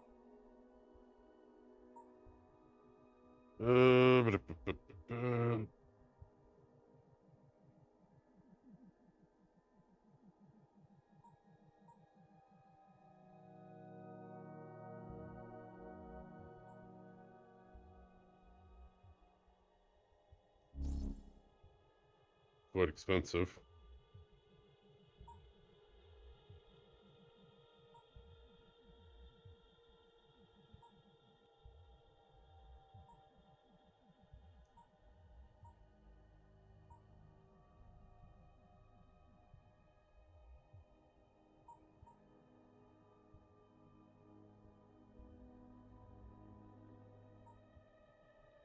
Let's get that, fuck it.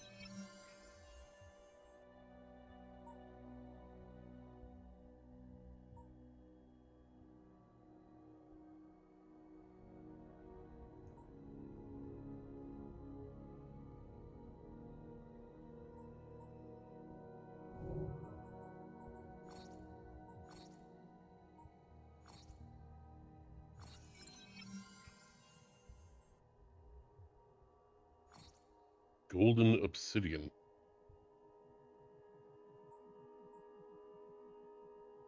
Bryce knows where I get that.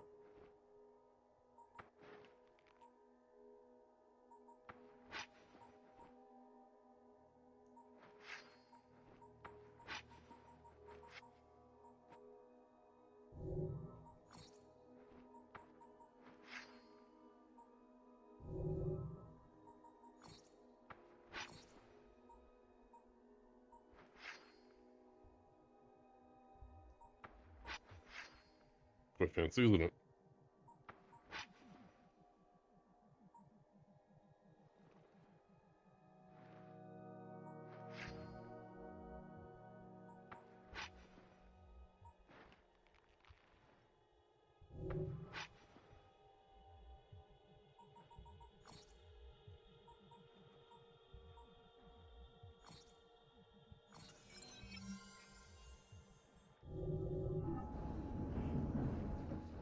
Alright. Well, I think I'm going to call it there. I'll be back in a few hours for Vampire the Masquerade Bloodlines 2 with Hopi. And we'll resume this tomorrow. Probably do some plot missions if that's the plot. And then in the evening, World of Warcraft, for better or worse. See you then!